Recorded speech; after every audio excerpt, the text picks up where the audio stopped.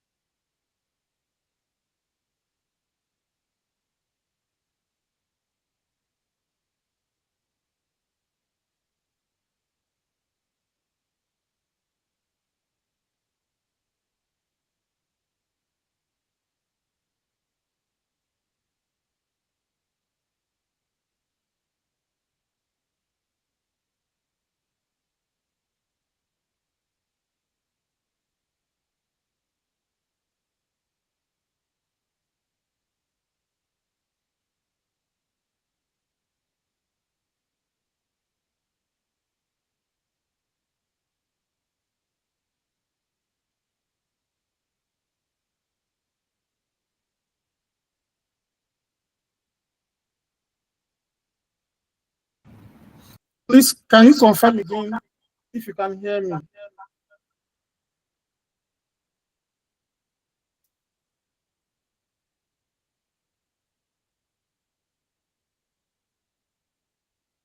I can hear you, sir. Very well. I can hear you. All right. Thank you. Thank you very much. I'll ask you again if you can see my screen. I'm about to share it.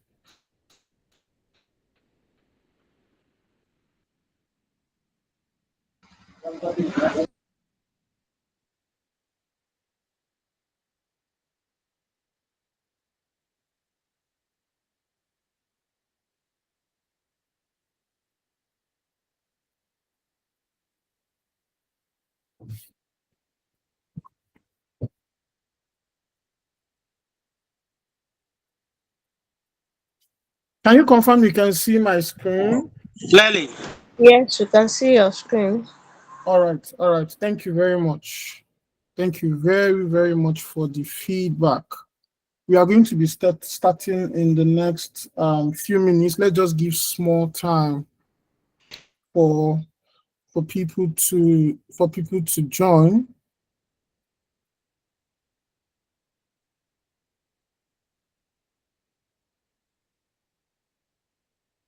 Start the second meeting. I can actually do two meeting links of 200 people with one laptop, and the same thing will be saying at the same time with the same content displaying.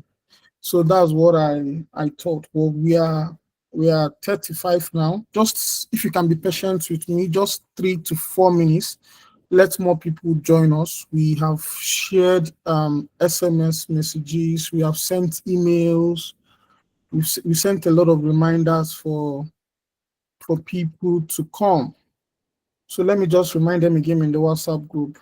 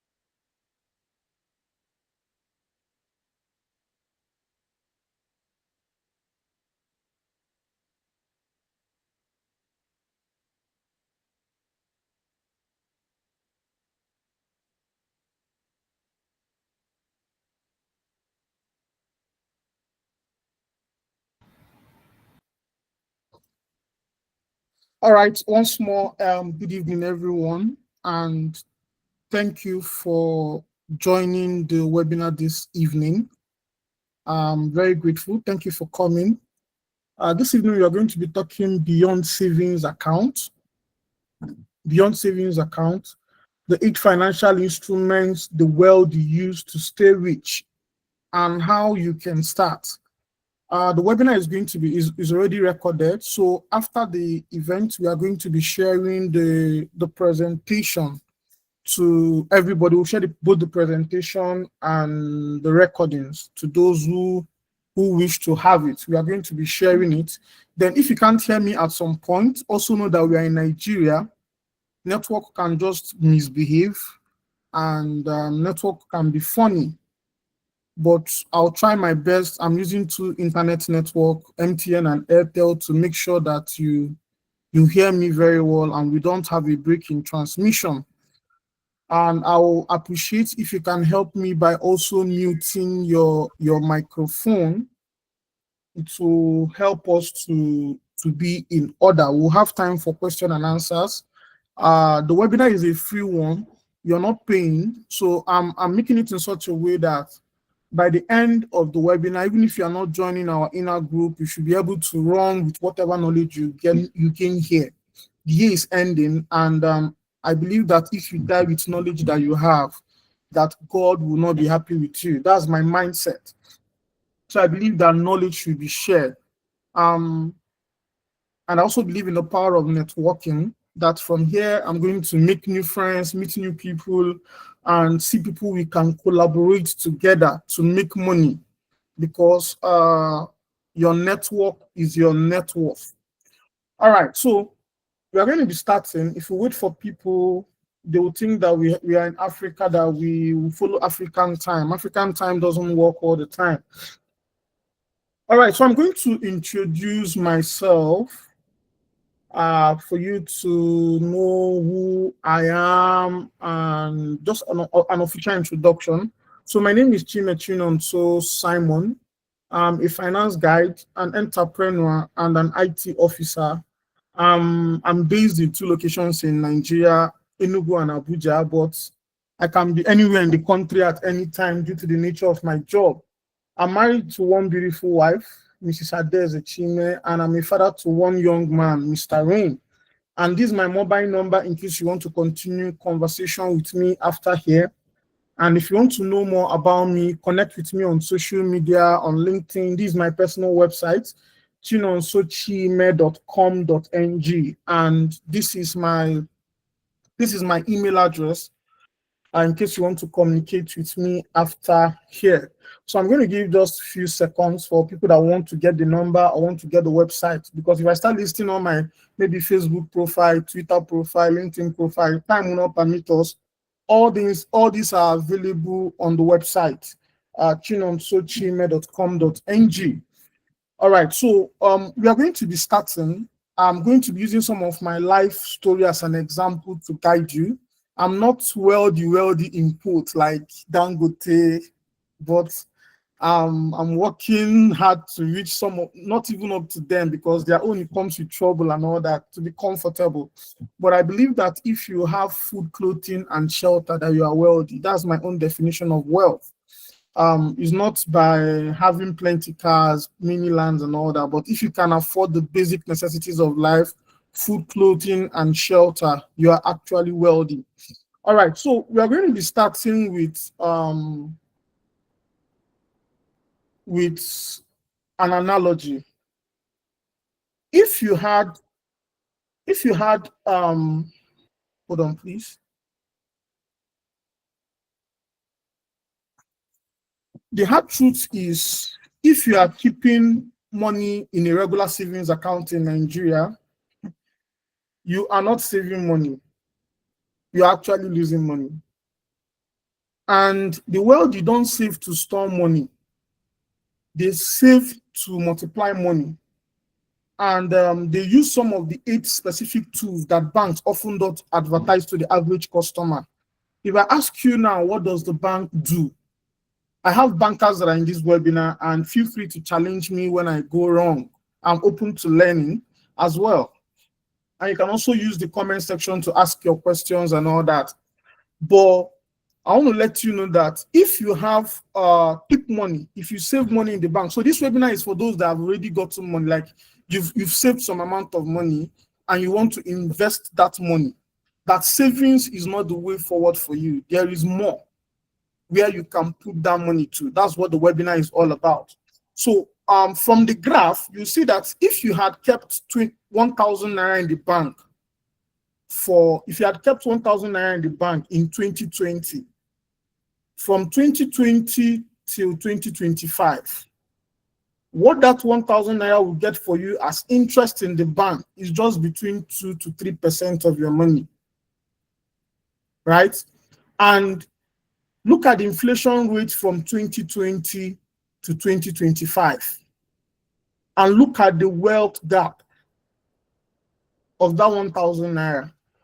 The inflation rate made that 1,000 naira to lose value. That's why on my presentation, you are going to see that in 2020, the value of that 1,000 naira was big. In 2023, the value reduced. And in 2025, the value also reduced further. To let you know that saving money in the bank, some markets will not like my webinar this night, may not make sense, because keeping it in the bank will not make you lots of money. So I did one practical example. I told a friend, let me put money in one of the financial instruments I'm going to talk about, and you leave your money in the bank. Let's leave it for 1 month. Let's see how much the bank will give you, and let me tell you how much the financial instrument will give me. And at the end of the month, the one that financial instrument gave me was higher than whatever the bank gave him as interest. And that was when he discovered that saving money in the bank does not make sense. And let me tell you the truth about saving money in the bank. What some of us call savings accounts, we operate it as current account. So if you are using savings account, you're not supposed to touch money in that account up to 3 times in a month. That's why it's called savings account. And that's why in the Nigerian banking system, if you have money in savings account and touch it more than 3 times in a month, there will be no interest, whatever money you have in that account for that month. So many Nigerians operate savings account as a current account. You have a savings account, that's where you buy shawarma in the evening. That's where you buy smoothie in the evening. That's where you eat suya from. And you keep transferring. Let me not go into the charges the bank takes from you for every transfer you make. It's a topic for another day, right? But what I'm trying to say in essence is that saving money in the bank does not grow your money. Rather, your money loses with time because inflation goes up and down. All right, so we are moving on. We've established the fact that savings is a silent thief when you compare it with inflation. We have established that fact. If you agree with me, can you give me a thumbs up? Just to agree that we have come to that mindset. Thank you very much. Thank you very much. Thank you very much. So I'll be asking you for thumbs up before I move to the next slide to make sure that you understand very well what we say at every slide before we move to the money.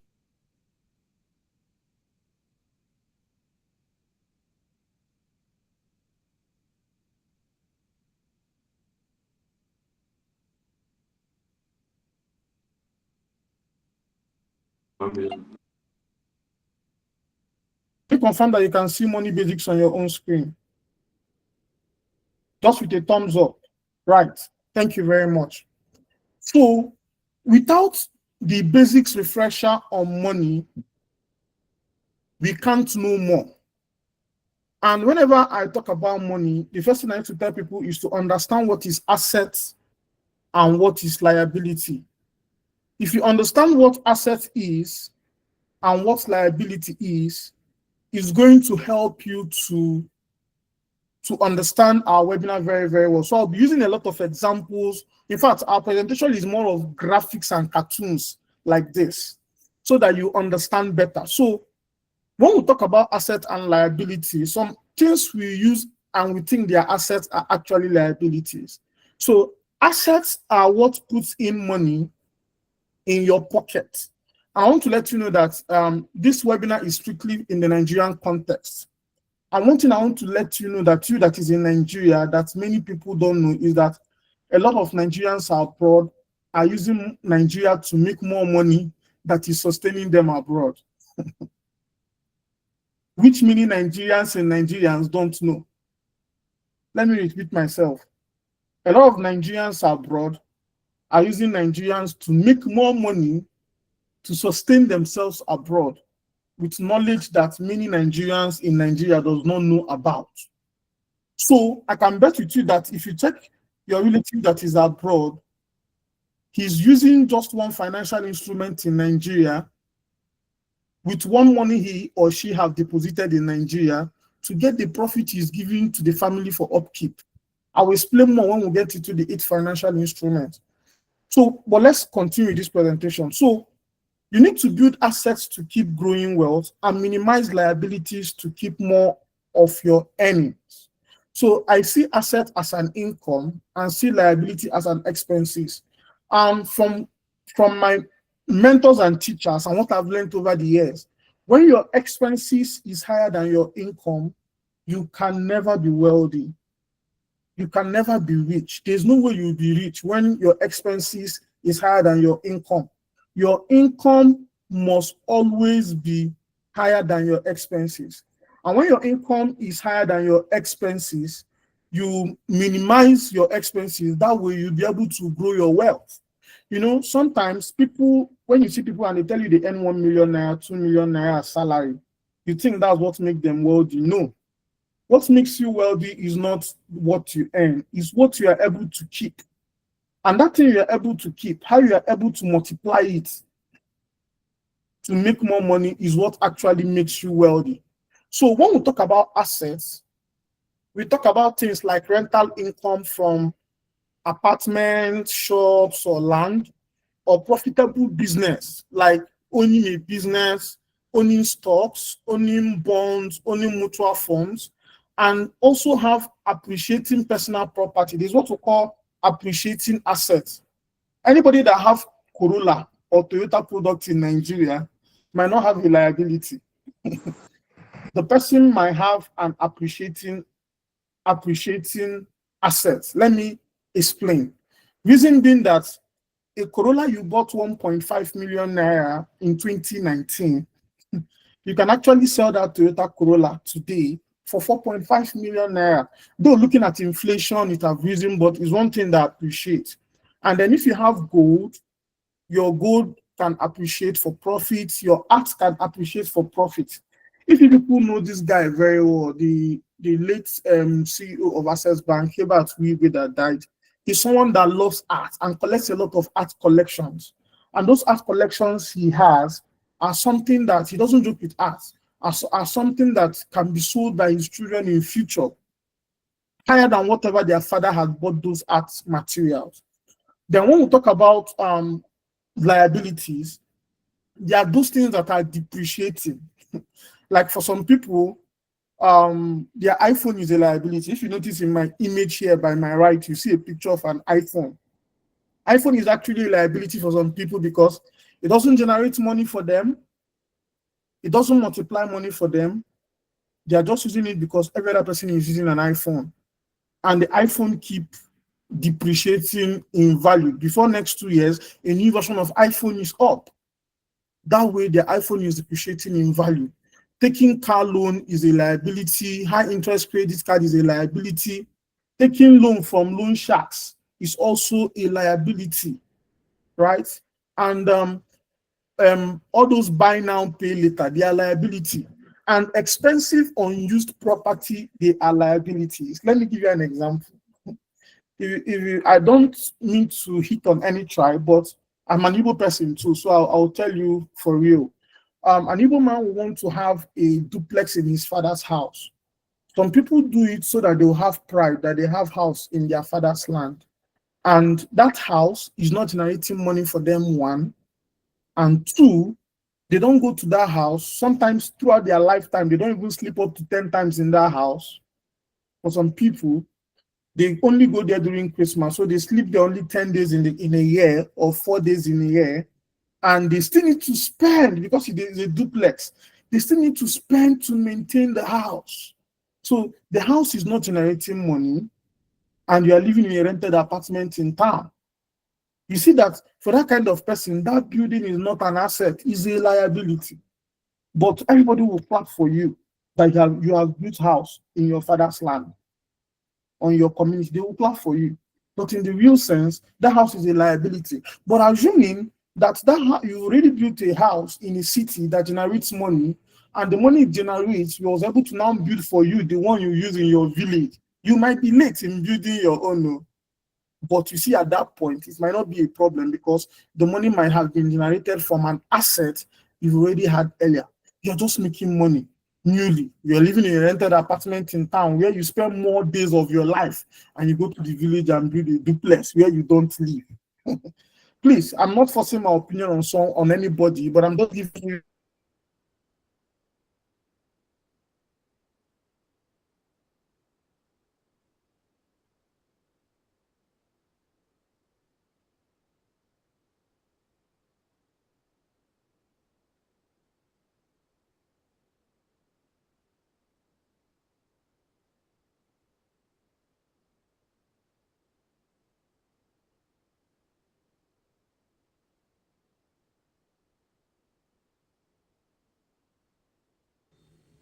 Sorry. I lost internet connection. I'm using another phone to gauge my internet connection, so I'm going to be joining back, please. I'm going to be joining back now. All right, I think I'm back. My presentation is also back. Thank you very much. Thank you very much. Can you confirm you can hear me with a thumbs up now? Yeah, thank you. Thank you very much. Thank you very much.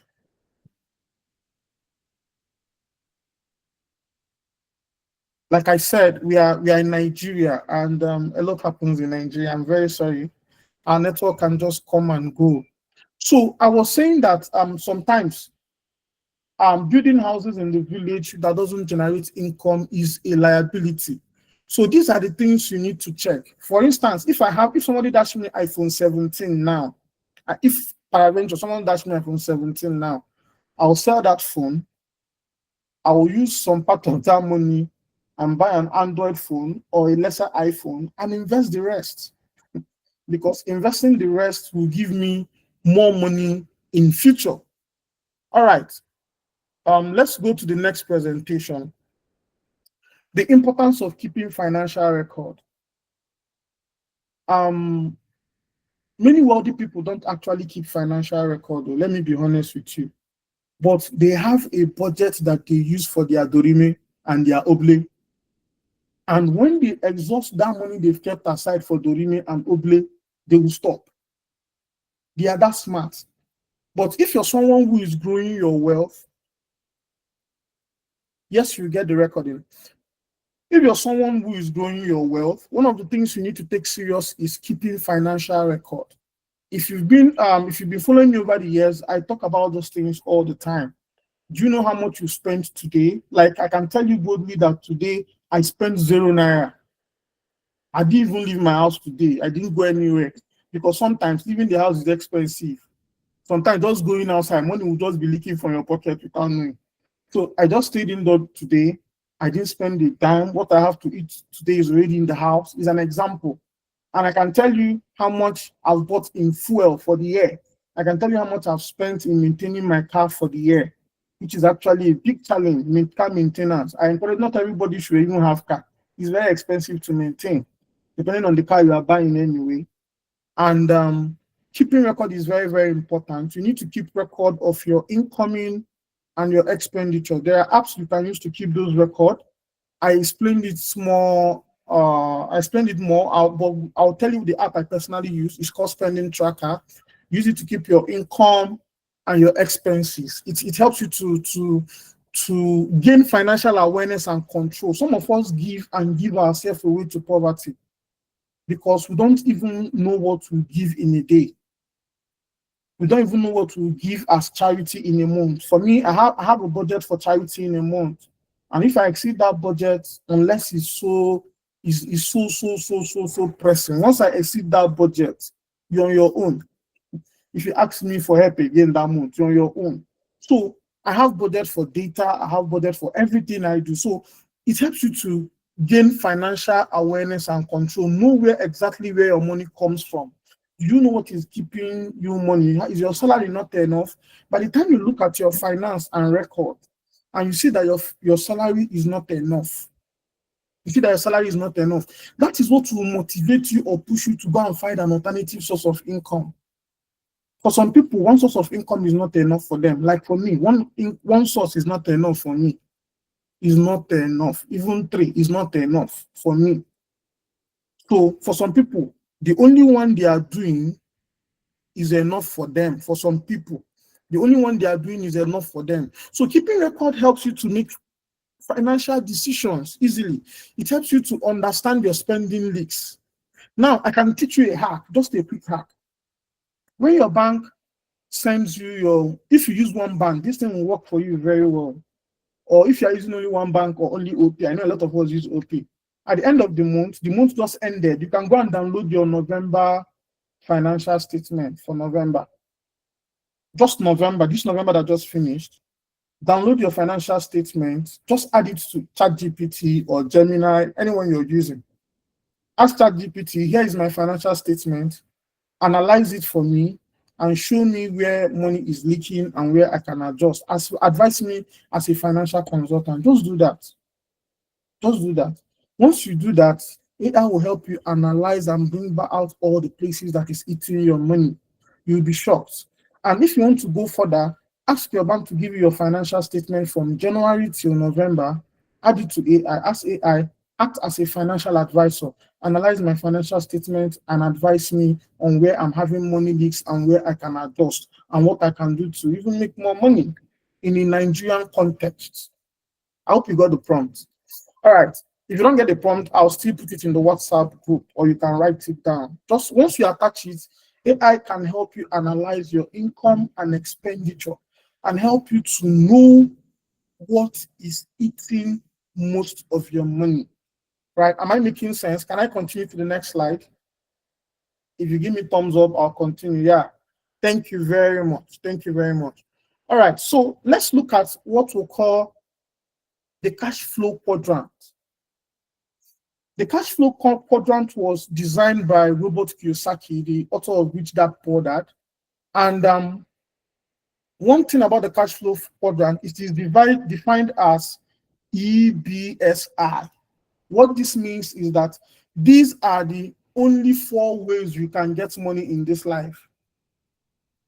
These are the only 4 ways you can get money in this life. But I want to tell you that you can actually be in all of them. And I'll tell you how. So I'll explain it one by one. The first one is E, the employee. When you are an employee, you are trading your time for money. That means you are working for somebody who employed you and he's paying you salary. And that is one way you are making your money. It can be your only source of income, and it can also be a part of your income. Now, the second item in the cash flow quadrant is called business owner. And that business owner means that you've set up systems and people you've employed and money works for you.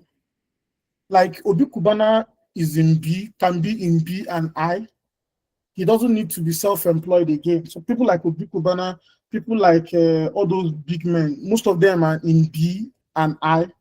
But some of us here and me are still in E and are attaching 1 or 2 of the other components, right? So B means that you have set up a system. And what I mean by set up a system, it means that you don't necessarily need to be there for money to be made. Whether you are there or not, money is coming. That is what a business owner is. But if your business is in such a way that if you are not there, nothing can happen, just know that you are in S. And that S means self-employed. If I don't work, I don't earn. A lot of people are in S. In fact, a lot of people that are starting business are in S. Then some people are E and S, and some people are EBS. I'll take time to explain I, right? So let me give you an example. If you're doing your work and you are doing MC, I also do MC privately when I'm in the East. That means that my MC job is self-employed.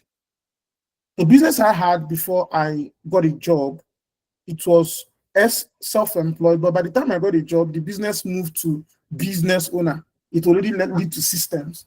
And that's how you can be in all of them. So you can position your way in such a way that you can be in all of them. The only thing is that being an employee gives you constant amount of money that you are sure that at the end of the month, this particular amount of money must come in. Then while working for E, you don't work for E all the 24 hours. You come back from work from 4. You can use 4 to 6, 4 to 7, 4 to 8 to set up self-employed business, right? That one, if you are not there, it cannot work. Or while you are doing employee job, you set up a system, which is a business, where after you finish your employee job in the day, you can go and supervise the system you've set up as a business owner. Now, if you might be working Monday to Friday and your self-employed will be on Saturdays and Sunday. I'm beginning to see something that happened on churches on Sundays here in Abuja. I noticed that people now do tiger nut, kunu, and they come and sell on church on Sundays after work. You don't need to pay for space because you're giving tithe and offering. It gives you automatic access to the church, right? So because it gives you an automatic access to the church, you can have a business. In fact, I tell people, if you are going to church on Sunday or mosque on Monday, carry your business flyers ahead. Greet everybody. Tell them about your business. That church is an access to tell people what you do. So you can be an employee Monday to Saturday, and when you go to church on Sunday, you become S. After church service, so you become a self-employed person where you have services that you can offer to people, because after church service, people need water to chill their brain. Some people did not eat to come to church. A lot of them are hungry. They need something they can snack on as they are going home. These are opportunities you can tap. And once in a while, you can tell your pastor, sir, can I share my business flyer with the usher so that they will share for congregation? That is networking. That's why you need to be in good relationship with your pastor and the rest of them. Then the last but not the least is investor. The I part of it. That way, money makes more money for you. That is the apex of the whole thing. And a lot of people grow from E to B and from S to now become investor. And by the end of our webinar, I want you to be an investor. What do I mean by investors? Do you know there are people? There's one man I know, I won't mention the name. The man is based in Southeast Nigeria. He has many businesses. The income from one of his businesses alone just pays the staff salary of all his staff. So what does he mean? He has already set up systems in such a way that money even pays. So even if he doesn't have profit in his business from January to December, there is already a business set aside that just pays only the salary of his staff. So, and that's why you don't compare yourself with anybody. Somebody will say, let's go and do Oble. That person that told you let's go and do Oble might be an investor. And you are self-employed, you give your business to go and do Oble. I know people will be wondering, what is Oble that Invest is talking about? Who will talk about Oble is to go and have fun, party, enjoy yourself. That is what Oble is. The Nigerian slangs for Oble. So that you don't ask me in the inbox. So there are people that are investors. They have put in money in these systems, and money is automatically working for them. Money is automatically working for them. They just sit in their house. At the end of the month, a lot will come in. These people are the investors. They don't need to stress themselves. Some don't even need to own buildings, but they are making money from the one they already have. Just like that. And if you look at my screen very well, you see that the investor just relaxed, sat down. The person might be in a cool spot, taking Arabian tea, and assured that money is flowing in everywhere. So what do you want to be? Do you want to be an investor? Or you want to be an employee? You want to be a business owner or to be self-employed? For me, I want to go to a point where I will no longer be an employee. I will no longer be a business owner. I will not be self-employed, and I will just be an investor. That is my own goal. So we should have financial goals in life where we want to reach at certain point. So for me, I want to be an investor. So do you understand the cash flow quadrant? If you don't understand it, just comment in the comment box. If you understand it, give me a thumbs up so that I'll just move to the next slide.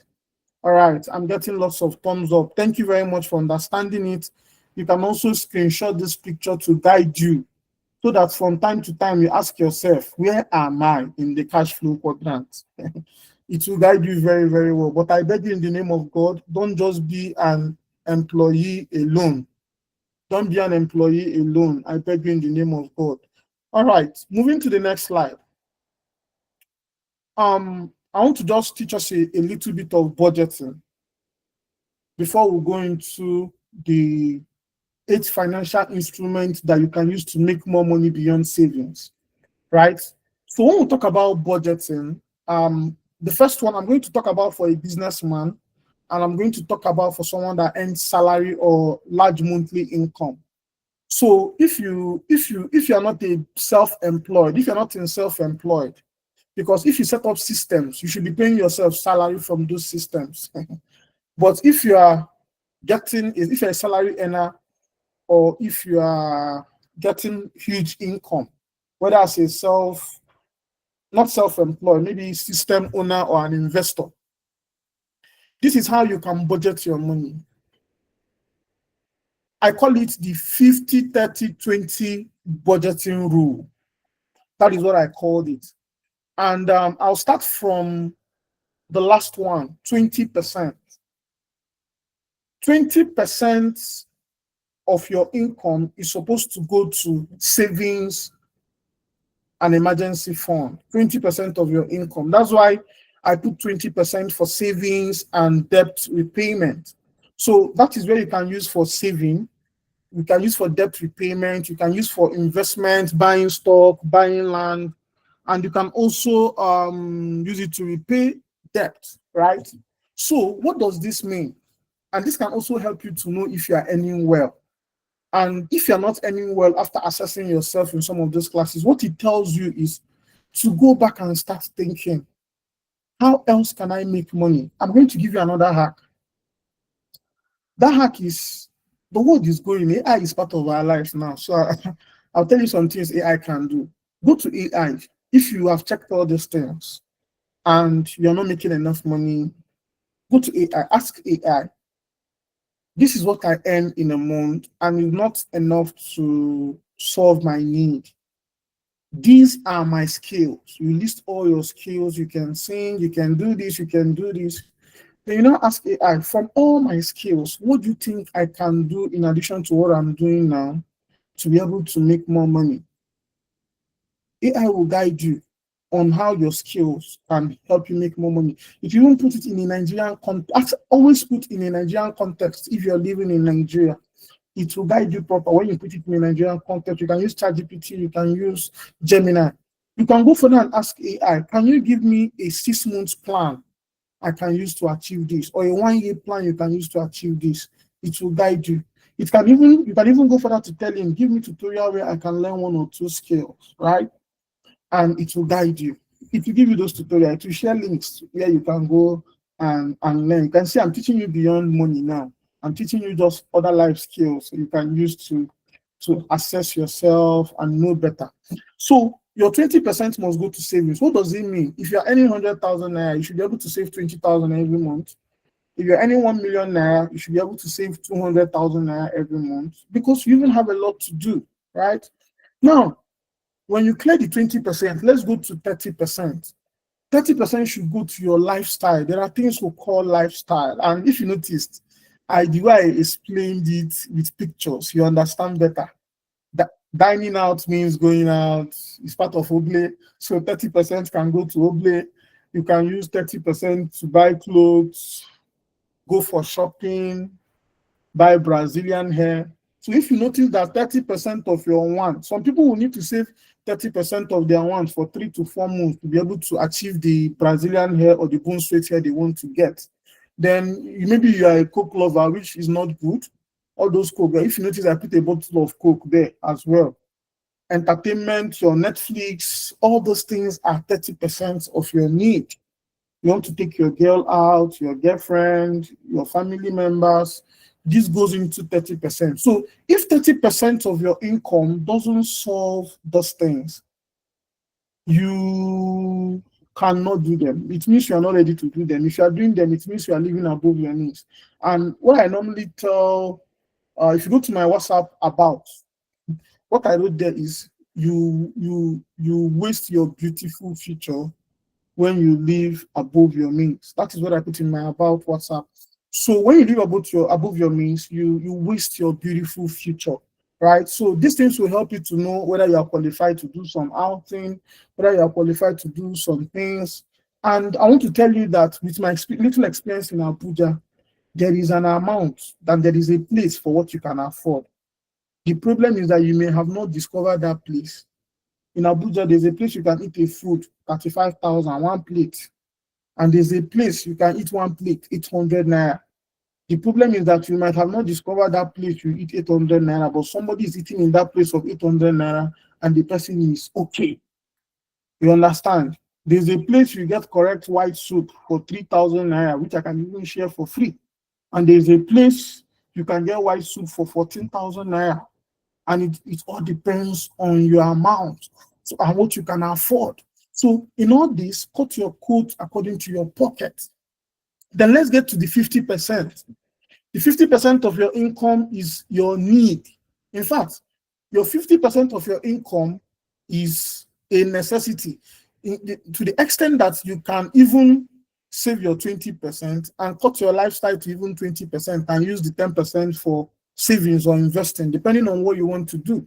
But the 50% of need is your house rent, your food and groceries, your transportation, your fuel, your NEPA bills, your data airtime. So one of the things you can do on 1st January is that on 1st January, your financial statement in the bank from January to December will be ready by 1st of January. Download that financial this thing and put it in AI, ask AI, where did I spend 50% of my money? Categorize how I spent money this year. Calculate all the money I've made in 2025. Where did I spend more money? Where did I lose more money? These are the things that can actually guide you. All right. If you understand this 50, 30, 20 budgeting rule that I just explained, can you give me a thumbs up so that I'll move to the next slide? Thank you very much. Thank you for the thumbs up. That's the motivation for me to continue. Thank you very much. You don't know.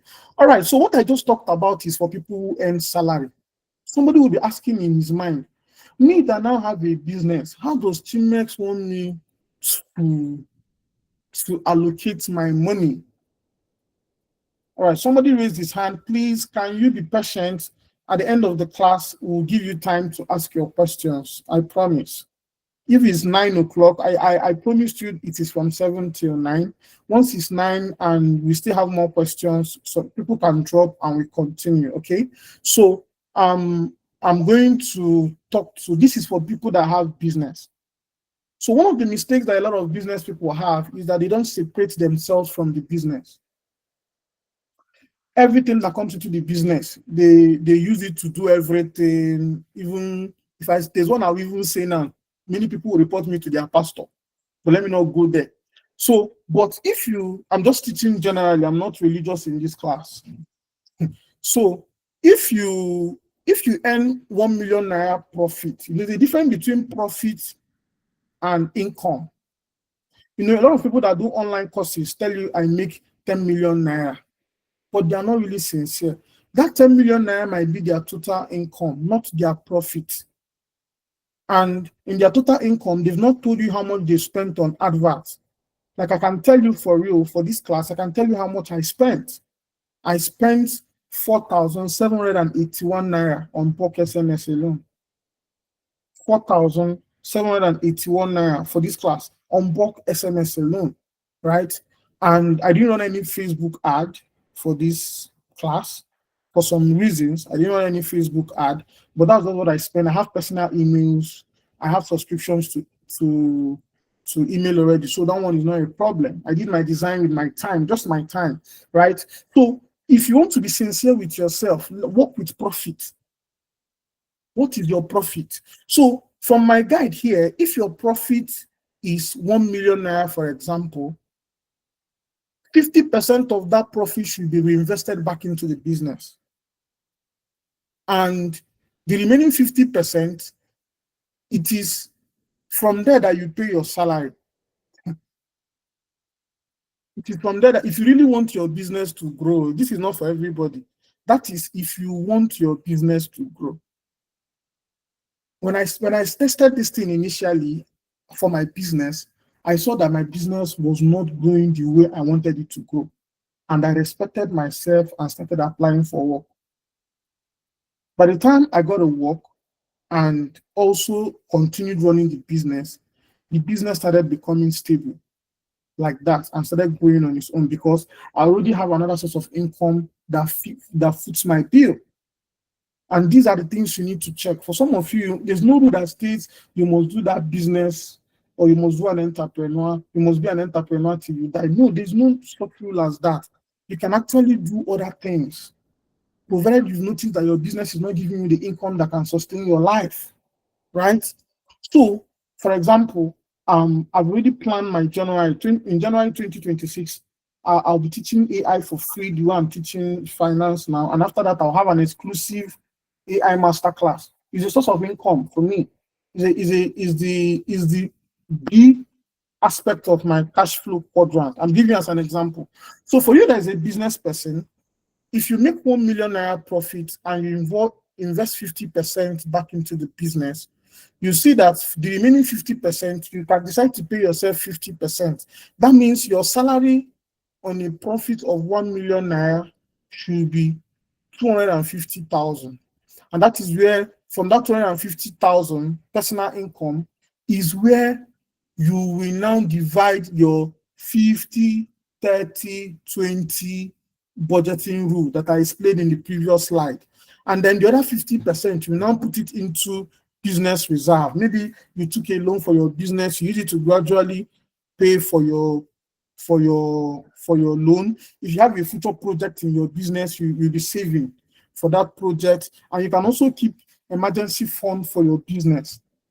Let me tell you the importance of emergency fund in business. Let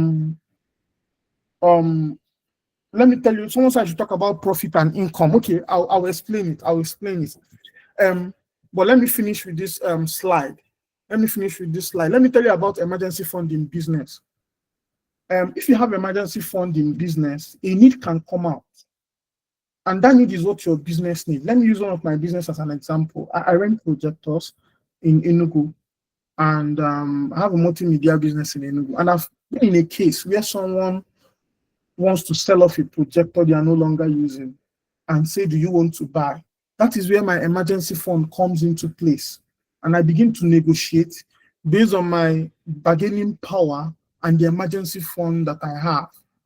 And you'll be able to buy it off. I know somebody who used the emergency fund to buy a car for 2.5 million and sold the car for 5 million because there was an emergency fund. And that emergency fund can be in one of the financial instruments I'm talking about. So that emergency fund will just be there, growing. So that any day you need it, within 24 hours to 48 hours, you can easily withdraw the money and solve that emergency need that you want to solve. That's the importance of emergency money, and that's why that financial instrument is very, very important. So let me talk about financial income and profit. It's not for salary earners, it's basically for business people. Let me explain. I bought a product for 50 naira, right? And I sell that product for 100 naira. My income is 100 naira, including my capital. My income is 100 naira, but my profit is the 50 naira, which is the additional money on top of that thing that I bought it after adding all the costs, human resources, and the rest. that is what leads to that 100 naira. So if my cost is 50 naira, my cost price is 50 naira, and all the logistics, shop rent, people don't know that they used to add shop rent. When people calculate their shop rent and their cost of electricity in the shop, they divide it and add it to the profit of every goods in the shop. So every goods in the shop contributes to the light and the rent of the shop. A lot of people don't know. So by the time you add all those things, let's say everything amounts to 60 naira, and you sell that product for 100 naira, your profit is 40 naira, but your income is 100 naira. So when people say, I make 1 million, I make 6 million, I make 7 million, don't listen to them. Ask them, what is your profit after all your expenses? Because they might have done advert with 50%. To run adverts, especially digital marketing, social media adverts in these countries, it's quite expensive. By the time you do all that, you must have spent almost 50%. Whatever you get on top is your profit. I believe I answered the question on profit and income. So for a business person, this is the best way to allocate your fund. So if you understand this Nigerian businessman profit allocation guide, can you give me a thumbs up so that I can move to the next slide? Yeah, thank you very much. Thank you, Uncle K. Thank you very much. All right, so moving on. I want to move into the 8 financial instruments that I talk about. I know you can't wait to see them. I'm going to take my time. I'm going to explain them one by one. Some of you already practice some of it already, but you don't know that you're already practicing them. And some of you don't know about them at all. And I'll show you the ones that can make you quick money, the ones that will give you bigger profits. But I want to put a disclaimer that the 8 instruments I'm going to teach you are all approved by the Security Exchange Commission of Nigeria, and they are all regulated in Nigeria. I'm not going to teach you anything related to Ponzi scheme. I'm not going to teach you anything related to quick rich scheme. Everything I'm going to teach you in these 8 financial instruments are all approved by the federal government of Nigeria. The problem is that many people don't know about it because the bank only tell you to come and open savings account. And some of them are in the bank, but they will not tell you about it. All right. So the first of it all is called what I call the cash kings. The cash kings. And the cash kings are also known as the liquidity. There are about 3 of them. One of them is high yield savings account.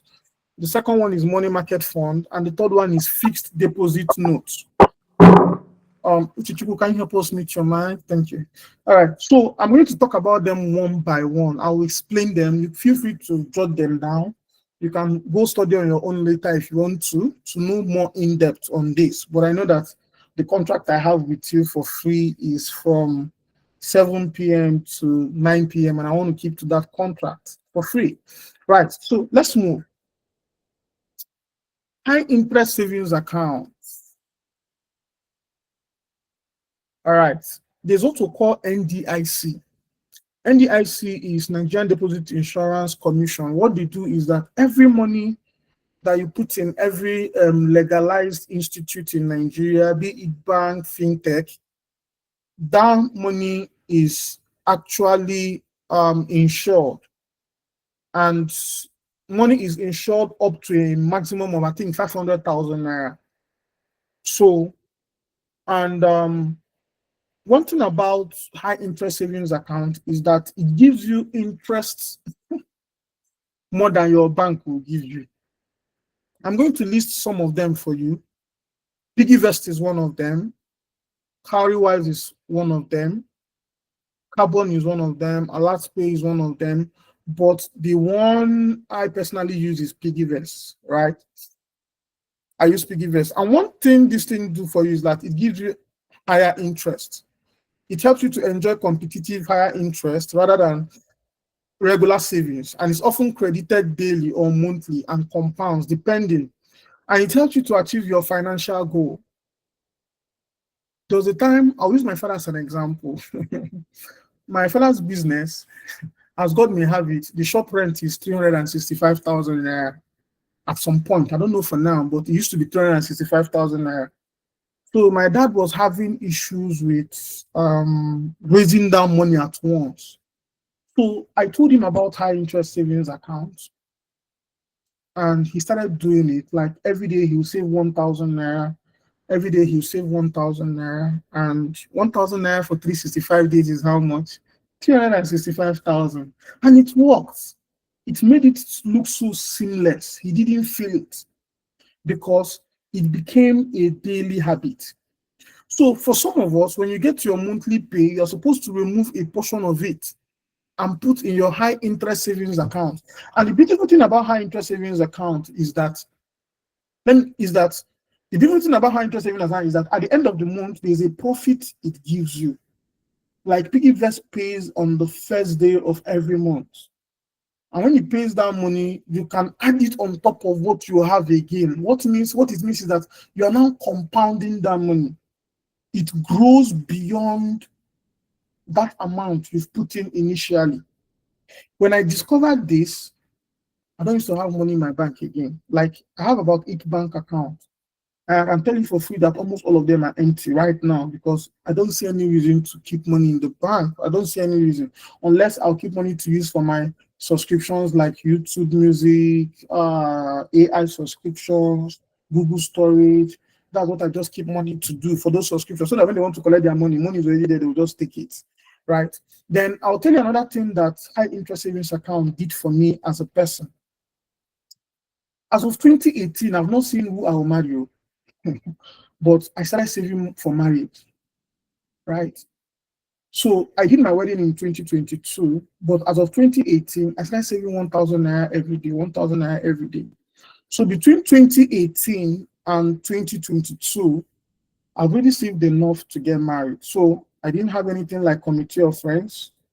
I didn't call anybody to come and give me money for wedding. And that's why, and I did it intentionally so that when people are married, nobody will come and force me to come and adding me in different WhatsApp group. I just archive them because I believe if you want to get married, you should be bold enough to host it.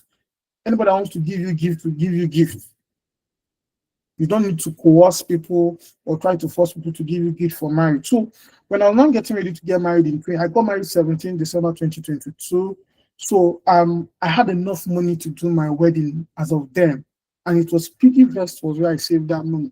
Just 1,000, just 1,000 every day. I only did in such a way that they deduct it automatically from my account. And what it did to me is that I must work hard to make sure that there is at least 1,000 naira in my bank account. And the same thing happens for pregnancy.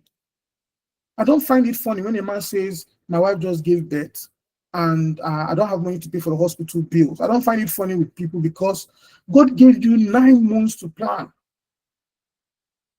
9 months. And these are some of the things that high interest savings account can do for you. You'll be saving from day one, hoping that your wife will give birth one day so that the bill will not be a problem. I see men who ask for money to pay hospital bill for their wife delivery as irresponsible men. Because one of the things you can do as a very young man, I'll teach you some of the things that work for me. If your office or your job doesn't come with health insurance for you and your family, after getting married, even if you cannot buy health insurance for yourself, go and buy for your wife. Let me tell you why. It's because if you have health insurance for your wife, she will give birth without paying a dime. And health insurance for women start counting 4 months, I think about 4 months earlier. So immediately I did my traditional marriage, I already registered my wife with an insurance immediately. So when my wife gave birth, we didn't pay a dime in the hospital because we already have insurance with my work, but I've already planned it in such a way that even if I don't get insurance for myself, my wife should have health insurance. So this is one of the things that high interest savings accounts can help you do, right? It helps you to save for a goal. It can help you to save for education. And in some of these high saving interest accounts, they can even give you your profit ahead. There's someone that I know who saved 700K in what we call Safe Lock Fund, and they gave the person profit of about 100 and something thousand. They paid him profit ahead of time, and he used that profit to solve the basic need, and the money is locked up.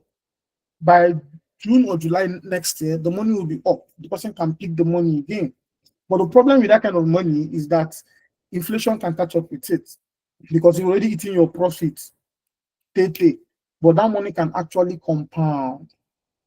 Are we learning? If you're learning, can you give me a thumbs up? If you're learning, thank you. Thank you. Thank you very much. Thank you very much. So, what high interest savings account help you to do is that it helps you to secure your future or save towards a project or have an interest account. So if you're earning up to 1 million naira, for example, you're earning up to 1 million naira, for example, and you cannot save 2.4 million naira in a year, that means there's a problem. There's a problem. You should be able to save up to that amount of money. So by December, and you don't just save, you save for a goal. If you don't have purpose for saving, your saving becomes useless. You should have a purpose. So people save to be able to invest. You graduate from savings to investment, because at investment level, your money compounds depending on the kind of investment that you want to do. So I just finished with the number one financial instrument, which is high interest savings account. You can use PiggyVest, Cowrywise, Kuda Bank, Carbon to pay. And if you are doing PiggyVest savings, for example, I'm not advocating for PiggyVest too. I'm just giving you what works for me. I'm going to give you examples of what works for me. If the PiggyVest I save with, the money compounds.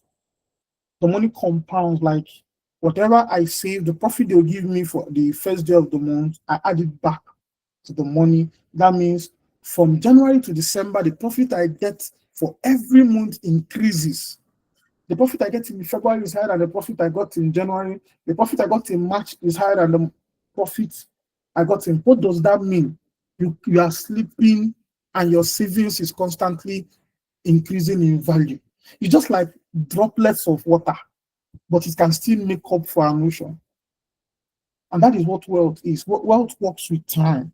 And you might not have plenty money now, but if you apply some of these principles, when the big money comes, you won't look for where to put your money. If you give me 15 million naira today, I know where to put the money. If you give me 100 million naira, I know where to put the money, because I already have that knowledge. What is remaining is getting the money. And that's why we are working hard to get the money. But if you don't have plan, you don't have some of these knowledges, by the time you get that money, you will squander it. And one thing about money is that you cannot get money more than your financial capacity. If you cannot manage 10,000 naira, you cannot manage 100,000. If you cannot manage 100,000 naira, you cannot manage 1 million. If you cannot manage 1 million, there's no way you will manage 10 million. So sometimes, if I'm to speak religiously, sometimes God actually delay us from having some money because you have not built the capacity to manage that money when it comes. So sometimes you need to build the capacity to manage some level of money before you can attract that kind of money. Because if you get that kind of money where you are, the world will be in trouble. Maybe people will come and be bowing to you every morning. Sometimes you might need to learn humility. There's some capacity from handling money. And another thing I want to tell you is that the people who have money, they don't make noise. They don't make noise. Please, are we still having glitch, network glitch? I'm very sorry about the network glitch, but do we all understand high interest savings accounts before I move to the next slide? Yeah, thank you very much. Thank you very much. Like I said, I teach for you to understand, right? So number 2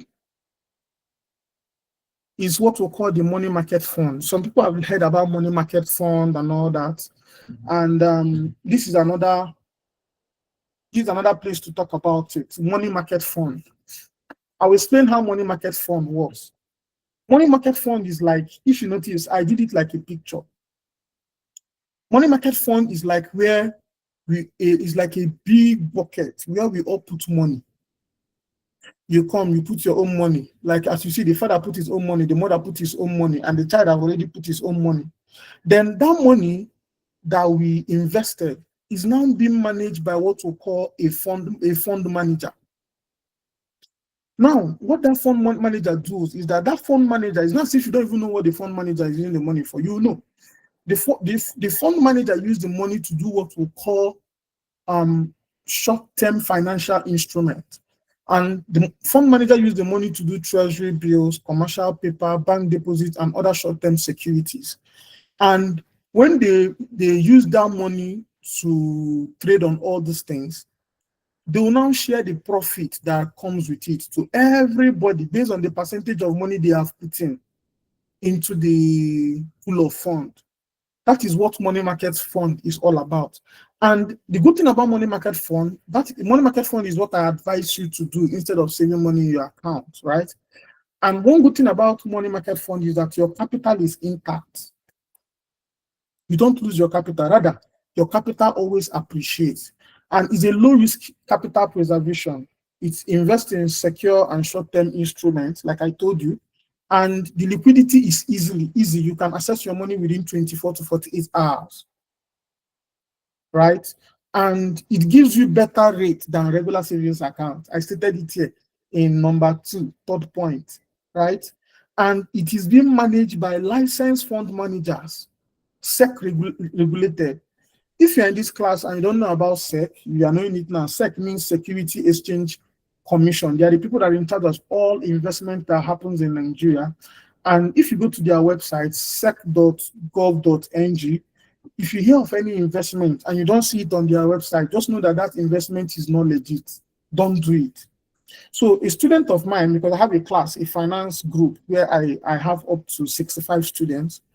And in that class, one of the students, my students, met me privately and said, Chima, I just heard of Golden Wealth Fund. And on their website, they say that they are financed by a SEC. Do you think I should go ahead? I say no. First of all, you need to go to SEC website. When you go to SEC website, you check in the SEC list of investment and check whether those people are there. If they are not there, don't put your money there. I even helped him. I went and checked myself, and they were not there. And I told the person, please, please, please, please, please, don't put your money there. Don't put your money there. And they have a list of known investment scams. They even had to release a news recently about that Glory Wealth Fund, telling people that they should not invest in it. So, please, who on this mic? Kindly off your mic. Mr. Sash, please. Kindly mute your mic. All right, thank you very much. So, SEC website is sec.gov.ng. I'm going to put it in the comment section. Sec.gov.ng. My screen is very visible, please. Can you confirm you can see my screen with a thumbs up, please?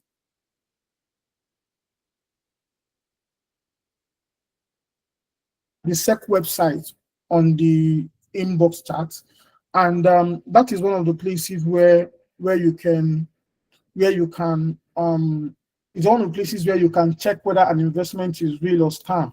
So back to what I was talking about, the second money market, the second financial instrument.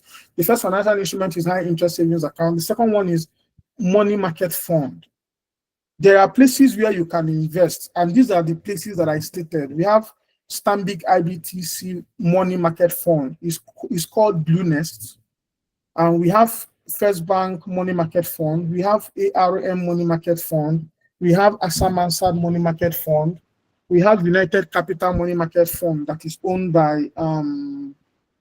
by UBA. And these are the list of money market fund. You can go on your own to study them. For me, I use the one of Stanbic very well. And like I said, this money market fund they have the one of low risk. They also have the one of medium risk, and they have the one of high risk. So before you invest, you read it very, very, very, very well. Another place where you can do money market fund is Cowrywise. Cowrywise is also regulated by SEC. They are approved by SEC. Just make sure that whatever app you are using or web or app you are using, make sure that it's regulated by SEC. This is one of the things that I do for my students. I help them. Okay, this one is good. This one is not good. This one compounds monthly. Like there are ones that compounds monthly. There are ones that compounds every 3 months. And there's a market fund that compounds every day. Do you understand? So the one I do, I make sure they compound every day. And there are ones you do, you can lose your capital. But the minimum one is the money market fund, is the lowest risk. The interest might not be much, but you're not losing your capital. You are getting money. And the money you are getting is more than whatever your bank will give you. So right now, the money market fund rate in Nigeria is floating between 16% to 17% per annum, not per month. If you see per month, just know that they might be scam. Per annum, right? So, and if you have spare money that you're not using, and you know you're not going to use for a very long time, please don't leave it in your bank account. Take it to money market fund. Take it to money market fund. I've shown you some popular providers of money market fund. We have the Stanbic IBTC money market fund. It's known as Blue Nest. And we have the First Bank money market fund. We have the ARM money market fund. We have the Asa Mansard money market fund. And we have United Capital. And there's always a disclaimer you see on every money market fund. And that disclaimer is always that past performance is not a guarantee for future results. That a money market fund did well yesterday does not mean that they will do well tomorrow. So that is what money market fund is all about. And that is the financial instrument number 2. So if you understand it very well, it's legalized in Nigeria, approved by SEC, and approved by the federal government. And it's better to keep your money here than to keep it in the bank. So many banks also have money market fund, though. Do you understand? Some banks already have. Some banks are just joining the crew recently, like GT. So but some people are already chairman in the game. Some banks are already chairman in the game, which I'm not going to say much on that for now. So with that being said, if you understand money market funding that I explained now, can you give me a thumbs up? Thank you very much. Thank you for your thumbs up. They are the motivation that keeps me going.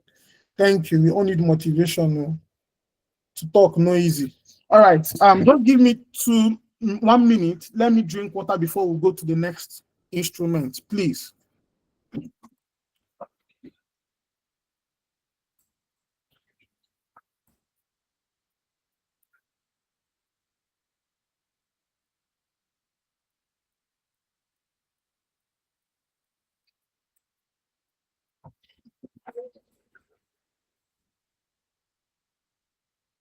All right, I'm back.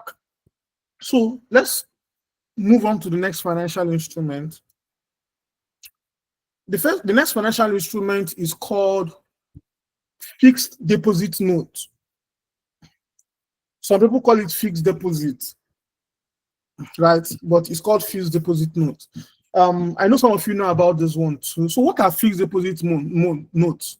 It's an investment instrument where you deposit a lump sum with a bank for a specific period of time at a pre-agreed fixed interest rate. And then what are the key features of these things?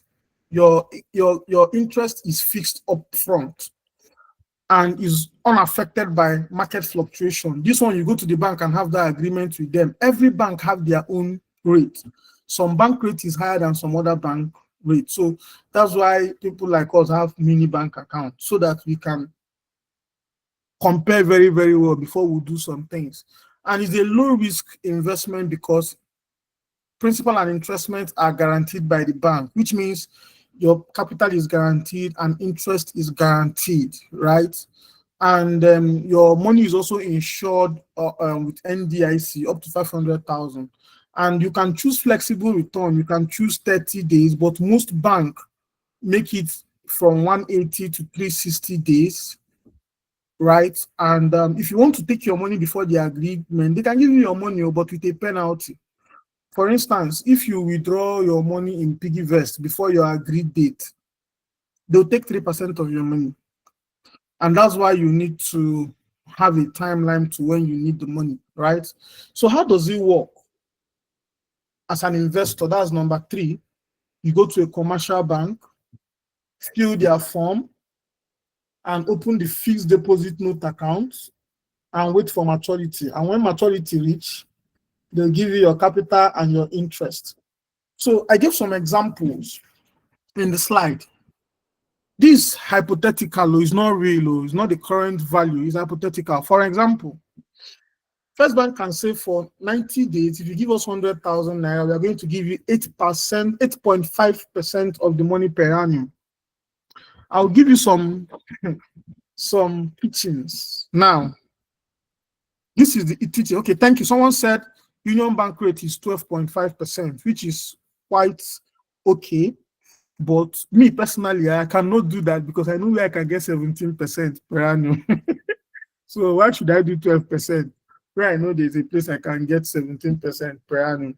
Now, when you hear 9.25% per annum in 180 days, what it means is 9.25% times 180 over 365 days, because what makes it per annum is 365 days, right? So the one that is exactly that percentage is, for instance, in this my illustration is Zenith Bank and Access Bank with 365 days. So you get exactly that 10.0% and 10.50%. But when you do something like 360 days, 180 days, don't expect to get that exact 8.5% or 9.25% per annum, because anything per annum is talking about 365 days. And 365 days, anything less than that, it will be divided by it. That means 180 over 365. You didn't complete the 365 days that makes it per annum, so it will still be divided. So that when you don't get much interest, you don't say that you are cheated. Please, I needed to put that out. So if you understand the fixed deposit note, can you give me a thumbs up so that I can move to the next slide? Thank you very much. Thank you very much for the thumbs up. I can see some of my friends here. Okay, somebody said he doesn't understand it. Let me explain it again. I will explain it again. Yes, I will explain it again. So fixed deposit note is where you go with your money in the bank and tell them, make I use pidgin. You carry your money enter bank. You tell bank people, Mona hold this money. Which percentage you now go give me for this money, so that by the end of the year or by so amount of days, I go fit come collect them. So now, the standard number of days for anything that is per annum is usually 365 days. So if you're doing anything that is less than 365 days, just know that that number will still be divided by 365 days. For example, Zenith Bank of 365 days, 365 by 365 is 1. It doesn't affect anything, right? So let me explain the percentage again. If paraventure in Zenith Bank, my percentage is 9.25%, right? I'll do 9.25% of 500,000. When I get the percentage, I will times it by 180 over 365 days, because the money was just held for 180 days. It's not to 365 days. That makes the percentage per annum. Do you understand now? Because if you understand this calculation, it will help you when we start talking about mutual fund. It will help you when we start talking about mutual fund. Sorry, it will help you when we start talking about commercial papers and treasury bills. Editor, do you understand it now? I didn't say that you can get 17% of fixed deposit fund, though. No. I said there are other financial instruments that can give me 17% per annum. Fixed deposit interest is not usually much. Like I know, like mutual fund will give you 17% per annum, right? But it's higher than fixed deposit of 12.5% that Union Bank will give you as fixed deposit. Do you understand it now? All right. So that is how it works, depending on how you want it to be. So if you understand it very well now, can I move to the next financial instrument? Let me get a thumbs up. Yeah, thank you very much. So we are moving. The next thing is the government guarantees safety. These are the financial instruments that are fully backed up by the federal government. There are three of them: treasury bills, federal government savings bond, and federal government of Nigeria bond. There's a difference between savings bond and FGN bond. But when we talk about FGN here, it means federal government of Nigeria. That's what it means. So I'm going to be talking to you about treasury bills. I'll be talking to you about FGN savings bond, and I'll be talking to you about FGN bond, right? Sorry about the network glitch. I guess it's the network that kicked you out. It's not me. So I'll be talking about it one after the other. And there's about 8 of them. Yes. So this is number 4. We are just in number 4 now. Right. So let's go. What is treasury bills? I know you might be hearing of T-bills, T-bills, T-bills, T-bills. What is treasury bills? So I'm going to explain. Treasury bills are short-term debt instruments that is issued by the Central Bank of Nigeria on behalf of the federal government to finance budget deficits. We are in the world of AI. If you don't understand budget deficit, you might be able to just use AI and get it sharp, sharp, sharp, sharp, sharp. Right? And treasury bills is usually offered at the beginning of every month. And the way treasury bill works, it works with a discount mechanism, in the sense that they give you your profits before you put your money, so that by the time your money matures, you now collect your full money. So let me give you an example. On number 2, I explained it that what we call it is discount mechanism. For example, there's what we call discount price and face value of treasury bills. So if they give you a treasury bills of 100,000 naira at 95,000 naira, what it means is that your profit is 5,000 naira. So you pay 95,000 instead of 100,000. Then based on the maturity date that you choose, some treasury bills is 91 days, some are 81 days, some are 364 days. At the end of the 364 days, you now get your face value, which is the 100,000 naira. But the beautiful thing is that 5,000 naira profit, you can ask them to also reinvest it again. That your profit. So by the time they reinvest it again, you see that you are going to be getting 100 and something thousand instead of just 100,000. And that's what a lot of people do. So there's a slight difference between treasury bills and commercial paper. There's a lot of difference there, especially when it comes to this discount price. But I'll explain it when I get to teaching about commercial papers. But let me explain how this works again. In treasury bills, you are given a discount price. They have a percentage for treasury bills every month. The treasury bills for this December should be around 12 to 13%, right? Which is almost the same thing as fixed deposits note in Union Bank, that like we just heard now. So the last treasury bills I personally did, I did it for 9 months, and they gave me a discount of about 9,000 naira for 100,000 naira treasury bills. So I paid 89,000. So instead of taking that profit, which is about 11,000, I'd be 9,000 or so, I invested it back. So, but at the end of the whole thing, I got about 109,000 naira back into my account. So I just had to reinvest that 109,000 again. So that means the one I did then for 100,000, my profit was around 9,000 naira. So for the number of days, I did 90 days, but for 365 days, I think it's higher. So it depends on what you want. The way I explained it here you will understand. You get it at a discount price, and when your money matures, you get your face value money. So the key features of treasury bills is that it is backed by full faith and credit of the federal government. We are usually told that anything that is backed up by the federal government is genuine, very, very genuine. And this is where the fund managers use the money you give them in money market fund to trade. These are one of the instruments they trade on. And the percentage of treasury bills for each month depends on inflation rate.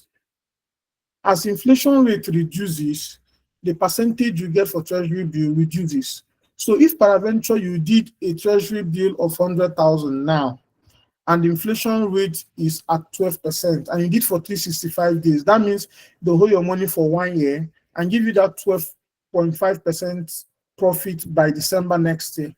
And if by June the inflation increases and inflation increased to 18%, it means that whoever did his own at that 18%, when this tenor ends, is that 18% that the person will get. So it all depends on inflation rates and what is happening in the country, right? And the minimum investment for treasury bills depend on the platform that you use. For AfriInvest app, the minimum is 100,000 naira. For Blue Next by Stanbic IBTC, the minimum investment is at like 500,000. And there are other platforms that will do it at an affordable rate, even less than 100,000. There are other platforms like that. So you can invest through deposit money bank, discount houses, selected brokers, and secondary markets. This is where you can do treasury bills. So I want you to know that a lot of people have been doing treasury bills over the years in Nigeria, and they're using it to make a lot of money. They keep reinvesting the money. Yes, the webinar is recorded. You all get the recording. I'll put it up on my YouTube video after this class. You get the recording for free, right? So, that's it for that. So, I don't know if you still understand treasury bills before I move to the next one. If you understand it, can you give me a thumbs up? If you don't understand it, just give me an angry sign and I will explain it again. Yeah, or you tell me in the inbox that you don't understand it. Okay, Maria does not understand it. I'm going to explain it again for us to understand. Chooks does not understand it. I'll explain it again, right? So what treasury bills means is that the CBN, Central Bank of Nigeria, they are always looking for money to finance some things that initial budget does not carry. And to get that money, they need money from me and you. So they give us discount of that money so that we'll get profit later. So if they need 100,000 from us, they'll give you your profit ahead of time from that 100,000 so that they will use the money to solve what they want to use it and solve between 91, 182 to 365 days. So within that 190, 182 and 365 days, after that, they'll give you your money back. Meanwhile, they've already paid you your profit that day you gave them that money. That's why you didn't pay 100,000. You paid 95,000. So you've eaten your profit. So by then, they'll give you the face value, which is 100,000 naira at the end of the 365 days. Is that clear now? Maria, I'm waiting for your response. Thank you very much. So now I can move to the next slide. The next slide, we are going to talk about federal government savings bond. Federal government savings bonds. I do this one too. So what is FGN savings bond? I want to thank you for staying so far in the class. I know it's not easy. So FGN savings bond is a retail savings product. It's a way the federal government is trying to encourage people to save money, the general public. They want to encourage savings and financial inclusion, but many poor people in Nigeria don't know that federal government have a system that is encouraging them to save money. They don't know. So the rich people keep capitalizing on these things, putting in their own money, making money, and you are knowing now. So how do this thing work? It is also risk-free. It's backed by the full faith and credit of the federal government, and interest is paid directly to your bank account every quarter. Every quarter. And it's usually between, they call it coupon rate, and it's usually between 2 years and 3 years. And how does this work? Depending on the percentage that they are giving. So, but for you to do this, you must be registered with a stockbroker. And for you to register with a stockbroker, there are things you must have. One of the things you must have is what we call CSCS account. CSCS account, once you register with a stockbroker and you do your KYC, they are going to give you CSCS for free, right? They will help you to get a CSCS number and what we call CHS. In case for those that will do stock, CHS is called Clearing House Security Number. You need a CSCS number to do FGN savings bond, right? So this is the way it works. If peradventure, the minimum amount to do federal government savings bond is 5,000 naira. That's the minimum amount. So even if you don't have plenty money, you can just do 10,000. Let me see how this thing works. You can just do 5,000. Let me just see how this thing works, right? And when you do that 5,000, they will hold that 5,000 naira for 2 years. I'll tell you where this thing gets interesting. In federal government savings bond, if they agree with you on a particular percentage, that is the percentage they will pay you for that 2 years or 3 years. Let me give you an example. When I did 5GN savings bond, the interest was 17%. So what it means is that 17% is per annum. What it means is that the 17% of that money that I give to them, they are going to pay it to me 4 times in a year for 3 years. Do you understand? They are going to pay it to me quarterly, first quarter, second quarter, third quarter. Yes, the first is 3 times, not 4 times. They're going to pay it quarterly interest 3 times in a year. If you do 2 years tenor, they will pay it to you for 2 years. If you do 3 years tenor, they will pay it for 3 years. So for example, 10% of, I'll come again, I understand it can be confusing. I'll come again, right? It can be confusing. Let me explain. Assuming you do, let me get my phone so that I'll be able to calculate well. I'm coming. Hold on.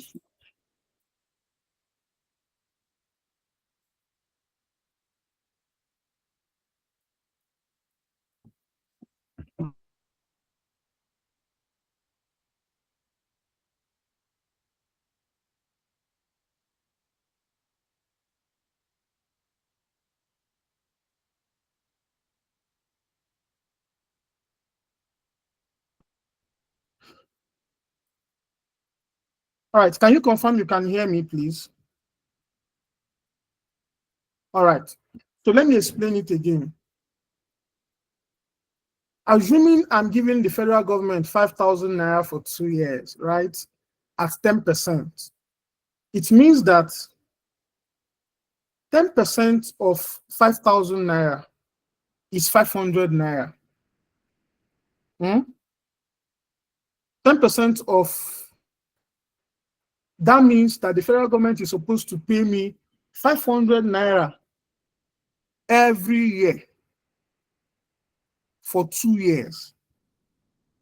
But that 500 naira they pay me for 2 years, they will divide it by 4 and pay me every quarter. I mean to say, not 3. They will divide it by 4. So if they divide that 500 naira by 4 in a year, it will become 125 naira. That means if I do 5,000 naira, the first quarter of the year, they will pay me 125 naira. The second quarter, they will be paying me that 125 naira every quarter for 2 consecutive years because I chose 2 years.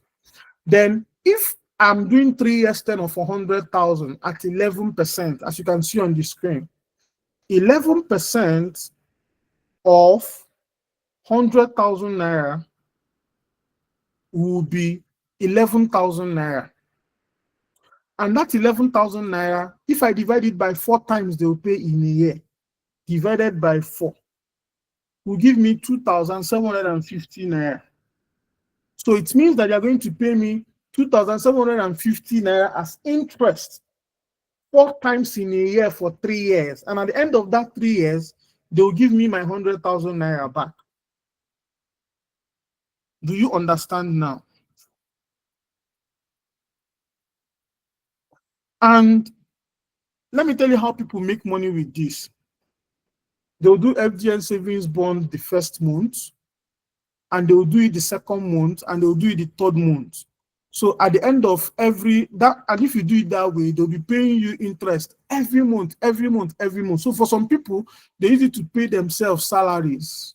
And by the end of the 3 years or 2 years, they will get all their capital back. Meanwhile, that FGN savings bond alone has funded their salary for that 3 years. They are not working. So imagine that you have 100 million that you are not using. 100 million.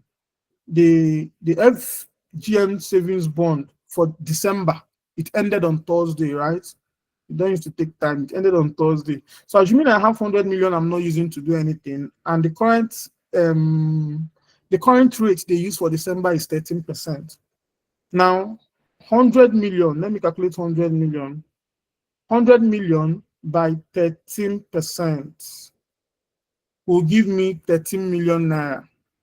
Assuming I have 100 million, it will give me 13 million naira.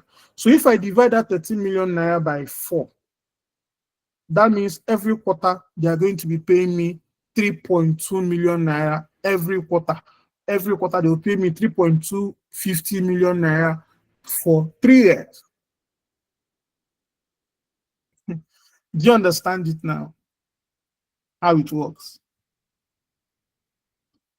If you understand it, can I see your thumbs up? Only Maria is talking. Okay, Jennifer, Glory, Adeshola, thank you. Friday, Victor, Sash, Onine, Joseph, Joel, Doliamba, thank you. Uncle K, thank you. Caleb, thank you.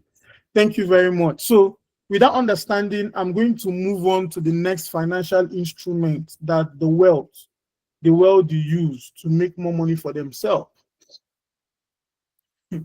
The next one is called FGN bond. For those raising their hand, don't worry. At the end of the class, we will give you time to ask your questions. Okay. At the end of the class, you ask your question, Mr. Isaac. Please, I'll give you time to ask your questions. So, let's continue. FGN savings bond. This one is different from the savings bond. This one is long term. This one is not for everybody. I don't even know why I added it, but let me still explain it. I believe we have millionaires in the house. So this FGN bond is a long-term security issued by the Debt Management Office on behalf of the government. The aim of this FGN bond is to borrow money from investors so that the federal government can do capital projects. How many of you have heard of Sukuk bond? Or you are going on the road and you hear built by Sukuk fund. Have you heard that thing before? All right. So that Sukuk fund is an example of federal government bond. It's the money that the federal government borrow from me and you under FGN bond that is used to do things like that Sukuk fund, all this road, build some of those capital projects, right? So it's a sovereign guarantee backed by full faith and credit of the federal government, making it risk-free. And before, who is speaking, please? So before, the federal government made treasury bills to be tax-free, but now they've added tax. And the federal government savings bond is still tax-free. And federal government bond itself is still tax-free. Interest income is exempt from company income tax and personal tax. And in federal government bond, they pay you every 6 months, twice a year. They pay twice a year. And the liquidity can be traded on secondary market. When we talk about secondary market, means on apps like AfriInvest, Invest Niger, and the rest of it. So how does it work? The DMO auctions the money, and the investors, they enter through the primary market or secondary market, and after that, they give them certificate for the FGM bond, and they receive their interest twice in a year for the number of years. Sometimes this bond can stay for a very long time, and people also use it to fight against inflation. And look at the example, look at the first one. The FGM bond for April 2029, the tenor is for 5 years. That means they did it in 2024, right? This one is one they did in 2024 because I'm using 2024 data. So the one of 5 years, they did it 14% per annum. And the minimum investment for that one is 50 million naira. So that means if you use 50 million naira for 5 years for FGM bond of April 2029, they are going to be paying you like you're supposed to be paid 7.2 million in a year, but every 6 months, they will pay you 3.6 million naira every six months. And that's what they'll be paying you every six months for 5 years, right? And if you are doing the one of 10 years, see the one of 10 years, the higher the years they hold your money, the higher the percentage. And like I said, it can be used to fight inflation and also to preserve money.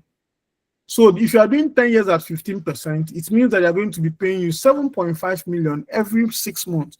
So imagine you have 100 million naira that you give them, and they are paying you. Normally, the people that do these are big companies, not just small companies. Individuals do them, but is majorly this bond is specifically for the big boys. So if you want to chill with the big boys, do kitty kitty kata kata, the bond is for you, right? If you notice, the minimum is 50 million naira. So I needed to state it here because I don't want to underrate anybody in this class. I believe somebody here will have 50 million naira to invest in federal government bond. I don't look down on anyone, and I don't have it now. If you give me, I'll collect, but I don't have it now for me to invest. So I don't do this for now, but I believe that one day I'll do it. But do you understand it? Thank you. Thank you for understanding it. Time is no longer on our side, so let's continue. The next one is called the growth engine. These ones are the wealth multipliers. These ones are the wealth multipliers. And I'll be honest with you about these ones. They are really the wealth multipliers, no be lie. This one can grow your money fast.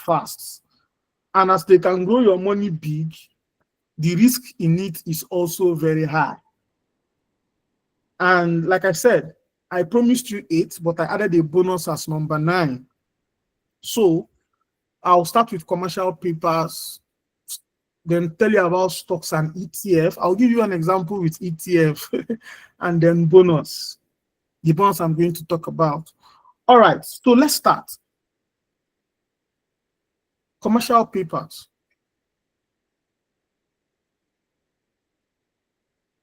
What are commercial papers? First of all,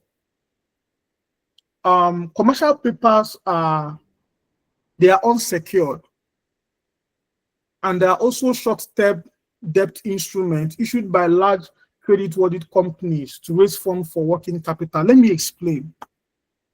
If Dangote wants to borrow money from the bank now, the bank will borrow Dangote money at 35% interest, which is very high. And Dangote have stopped borrowing from the bank. I'll give you an example. Dangote Cement, for real. He has stopped borrowing from the bank. So if Dangote wants money, what Dangote will do now is that Dangote will offer for a commercial paper. What commercial paper means is that instead of Dangote collecting 35% interest from the bank, Dangote will tell the public, give me this money. I will give it to you at 24% interest rate. And I'll hold your money between 180 days or 270 days or 360 days. It's called series. depending on the one. And when you give Dangote that money, in the end of that agreed time, you will get the money back, but it is not backed by the federal government. And the company can also face delay. That's why you need to check every company before you invest in their commercial papers. Now, let me tell you how this works. You know, in treasury bills, they'll give you a discount price, and that discount is your profit. Now, this is how commercial paper works, right? In commercial paper, they will give you a discount rate, and the discount rate can be 2% or 5%. And when they give you that discount rate, they will still give you an interest of that 24% or 23% that they promised you. So that 23% plus that 5% discount rate, all your money will be up to 27% within that period of time. So, for instance, in the example that I did here, the person is giving 100 million naira for 270 days at a discount of 95 million. That means the person is only paying 95 million naira. But at the end of that 270 days, the person will now get his face value money, 100 million naira plus the 5 million naira profits, making it 105 million naira. Meanwhile, he paid 95 million naira for the commercial paper. And at the end, the person will get extra 10 million naira. And what does this mean?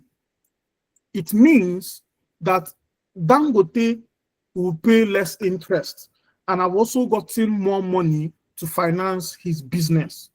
Now, is this thing secured? It is not backed by the government. It's only backed by the issuer's creditworthiness and reputation. What do I mean? These companies have what we call credit rating. I don't know how to explain it, but I know my students understand very well in the class, but I'll talk about it later. There's what we call credit rating. So if you are doing any commercial paper, you make sure it is AA plus in their credit rating, and it's usually short term. Commercial papers is between 15 to 270 days to 360 days, and is usually managed by asset managers, pension fund, and high net worth individuals, right? So these are examples of companies that have done commercial papers in the past. Dangote Cement, MTN Nigeria, Flour Mill of Nigeria, UACN Development Company, Total Energies. But the company that have pride when it comes to commercial paper is Dangote. Their pride is too much. Now, I will explain. For you to do commercial paper, if the advert come out today, it will expire in 3 days. Just 3 days. They do it in 3 days. They don't used to waste time. So you might be there sleeping. It's commercial paper on. When will commercial paper be on? And commercial paper has opened and closed. You don't know. It has opened and closed. You don't know. And the minimum amount for commercial papers is 5 million naira for some apps. Like apps like AfriInvest, the minimum is 5 million naira. But there are some apps where you can use 100,000 naira and do commercial paper. Yes, I said it. There are apps where you can use 100,000 naira and do commercial paper, right? Now, one of the things I tell my students is whenever commercial paper come out, I tell them sharp. And I'll tell you for free what I am doing for commercial paper next year, because that is where the money is. So what I do is that I have about 5 sets of friends. We are bringing 1 million naira, and we'll buy commercial paper together with one person's account. And when it matures, we all share the profit together, because the minimum is 5 million. So 5 of us, 1 million. So you can also gather 5 people, 5 of your friends, 1 million. You people can do commercial paper together, or even more, and share the money together. The profit, that is where your network comes into place. There is a company called FMDQ. FMDQ is the organization that regulates all the commercial papers in Nigeria. But let me tell you how funny Nigeria is. The last commercial paper this FMDQ published was 2024. But commercial papers are up every day. Almost not every day, like almost every month. there was always one or two commercial papers that come up. So you'll be surprised that a commercial paper may have been up, and you are just, some people will be hearing about commercial paper for the first time in this class. They've not heard it before, but these are the silent ways the rich make money. Let me tell you that why Dangote Cement is too proud. The last commercial paper Dangote Cement did was in early November, and Dangote Cement said that their minimum is 50 million. That means if you don't have 15 million, don't come for us, because people have already known that they are trustworthy. You know, Dangote Cement, even if they make loss in their stock, they will still pay dividend to all their customers. Dangote is too nice. Like, it's too nice. They would rather be at loss, but let their shareholders make profit with dividend. That's one beautiful thing I know about Dangote.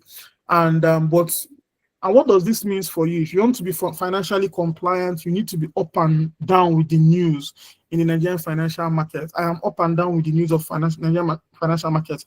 I know what happened in the market last Friday. I know what happened on Thursday. I know that as of last week, the whole market lost about 7 trillion naira. And as of Friday, they got about 2 trillion naira back. I know, because this now makes me to, because of the kind of webinar I do and my students and my friends, it makes me to be up and down with trends in the capital market. But you see commercial papers, oh my God, this is where everybody is focusing on now. like the wealth. Why the wealth is focusing on this now is that the percentage of treasury bills have dropped. The percentage of FGN savings bond have dropped. So, and if you have money in pension, those pension people will also invest your money and share profit with you. Hope you know. So if you have money in pension, some of your money in pensions, the pension fund managers use it to do commercial papers as well. Now, see the funny thing. The bank, instead of giving Dangote loan at 35%, they will follow me and you. The bank will follow me and you and buy commercial paper when Dangote open commercial paper. And these are with at that 24%, but because they also want to make profit. But if you come to them for loan, their percentage is high, but they will give you that money at commercial paper because they also want their own profit. So savings, the fact that you're saving money in the bank is just 1% of what the bank does. 1%. They do so much you don't know. So sometimes when the queue are long, you are complaining, they will do customer service, but there is far more.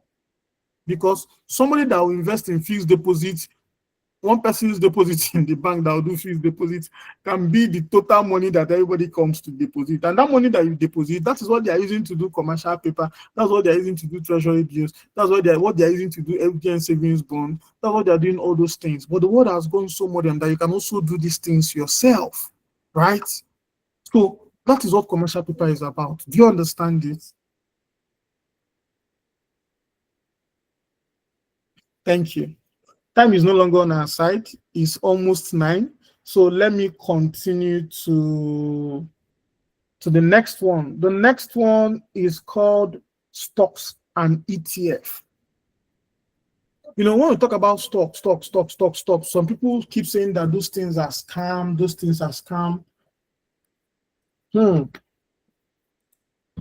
But I don't used to follow because I know that the Nigerian Stock Exchange has favored me. It has favored every member of my family. Everybody in my family are all stock traders. Me, my younger brother, my younger sister, even our last born is a stock trader. In fact, she is a trader. Everybody in my house is a trader. And that's why sometimes when you are good in something, you just have a way of rubbing off on every member of your family, right? So, because I even stated one of the top stocks in Nigeria, Dangote Cement, MTN Nigeria, Zenith. If you are my friend very well, you notice that I talk a lot about MTN stock on my status. It's one stock I talk about. Whenever they pay dividend, I go to my status and tell my people, MTN don't pay dividend. Like MTN paid dividend last week, yes, I was paid mine too.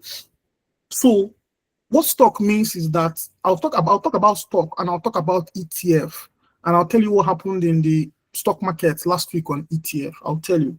So stocks mean owning a slice of a company, and it means direct ownership in one specific company. And buying stock is risky because it can fluctuate and it can go down. That's why before you buy a stock, there's what we call fundamental analysis and technical analysis. And you need to do both fundamental analysis and technical analysis before you be able to buy any stock. You don't just go and buy, everybody's buying MTN, let me go and buy MTN. No, it's very wrong. But people make money from stocks, and there are two ways people make money from stocks. One is from dividend, and the second is capital appreciation. Some of the stocks pay dividend one or twice in a year. Some pay once a year, some pay twice a year. Some, when they have loss, they don't even pay at all. Like MTN did not pay any dividend for the past 3 years. I was not in a hurry to sell my shares because they are the #1 telecommunication company in Nigeria. I know that their stock will go up one day, just a matter of time. So when the stock was going low, I wasn't in a panic to sell my stock, because some people, when the stock start going down, they start panicking. So they go and sell their stocks, right? Then, and you don't just put everything in one stock. You can diversify. You can buy in food and industry. You can buy in telecommunication. You can buy in banking. Like, one thing I know is that banking pay dividend every year. Some banks do well for the year, some don't do well for the year. Like this year, Sterling Bank did public offer for their stock, and the FCMB did public offer for their stock. I think I shared on my status for those who follow me there. So that is what stock means. You either make money by dividend. Let me give you an example. My MTN stock, I bought it in 2022, and it has grown to 256%. I don't know if you understand what that means. 256%. That means my money has doubled, almost tripled. When we talk about 300%, it means the money has tripled. When we talk about 100%, the money has doubled. You understand? That's what I mean. So that's how much the value of the stock have increased, right? Now let's talk about ETF. ETF is like you buy one basket, and in that basket you have plenty stocks inside. That is what ETF means. So it's more like buying plenty stock. Like when we talk about NSE 30, it's 9 o'clock. My time is up. Please, I'm sorry that I'm taking extra time to explain this, right? I'm almost concluding. It's just for you to understand. So when we talk about ETF, it's about buying a sum of stock, or buying plenty stock, or buying a tiny piece of plenty stock. Is a basket of assets. And these are the 3 ETFs in Nigeria: Stanbic IBTC ETF 30. This is different from Stanbic stock. So Stanbic IBTC ETF 30 trade on the top 30 companies in Nigeria. So if you buy Stanbic IBTC ETF 30, it means that you've bought into the top 30 performing stocks in Nigeria. Now, let me tell you what happened to this stock. Last week, this stock was at 855 naira. I mean, Stanbic IBTC ETF 30. It was at 855 naira per stock, per unit of share, which is a unit of the plenty stocks. And by Friday last week, the stock, I'm not lying, has done 200%. Just in 1 week. It might go back later, I don't know. But I'm just telling you. So assuming I want to sell the one I have, that means I've doubled the money.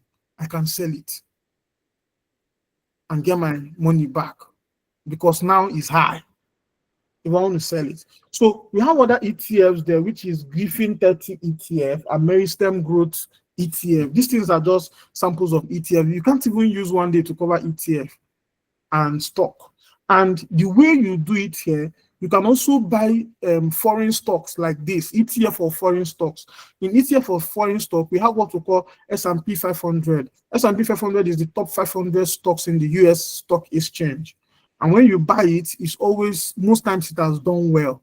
Like, one of the disadvantages of ETF is that if the country stock exchange crash, your ETF will crash, because if a country stock exchange crash, it shows that the top 30 performing companies are doing bad. But ETFs is not for people that want to buy today and sell tomorrow.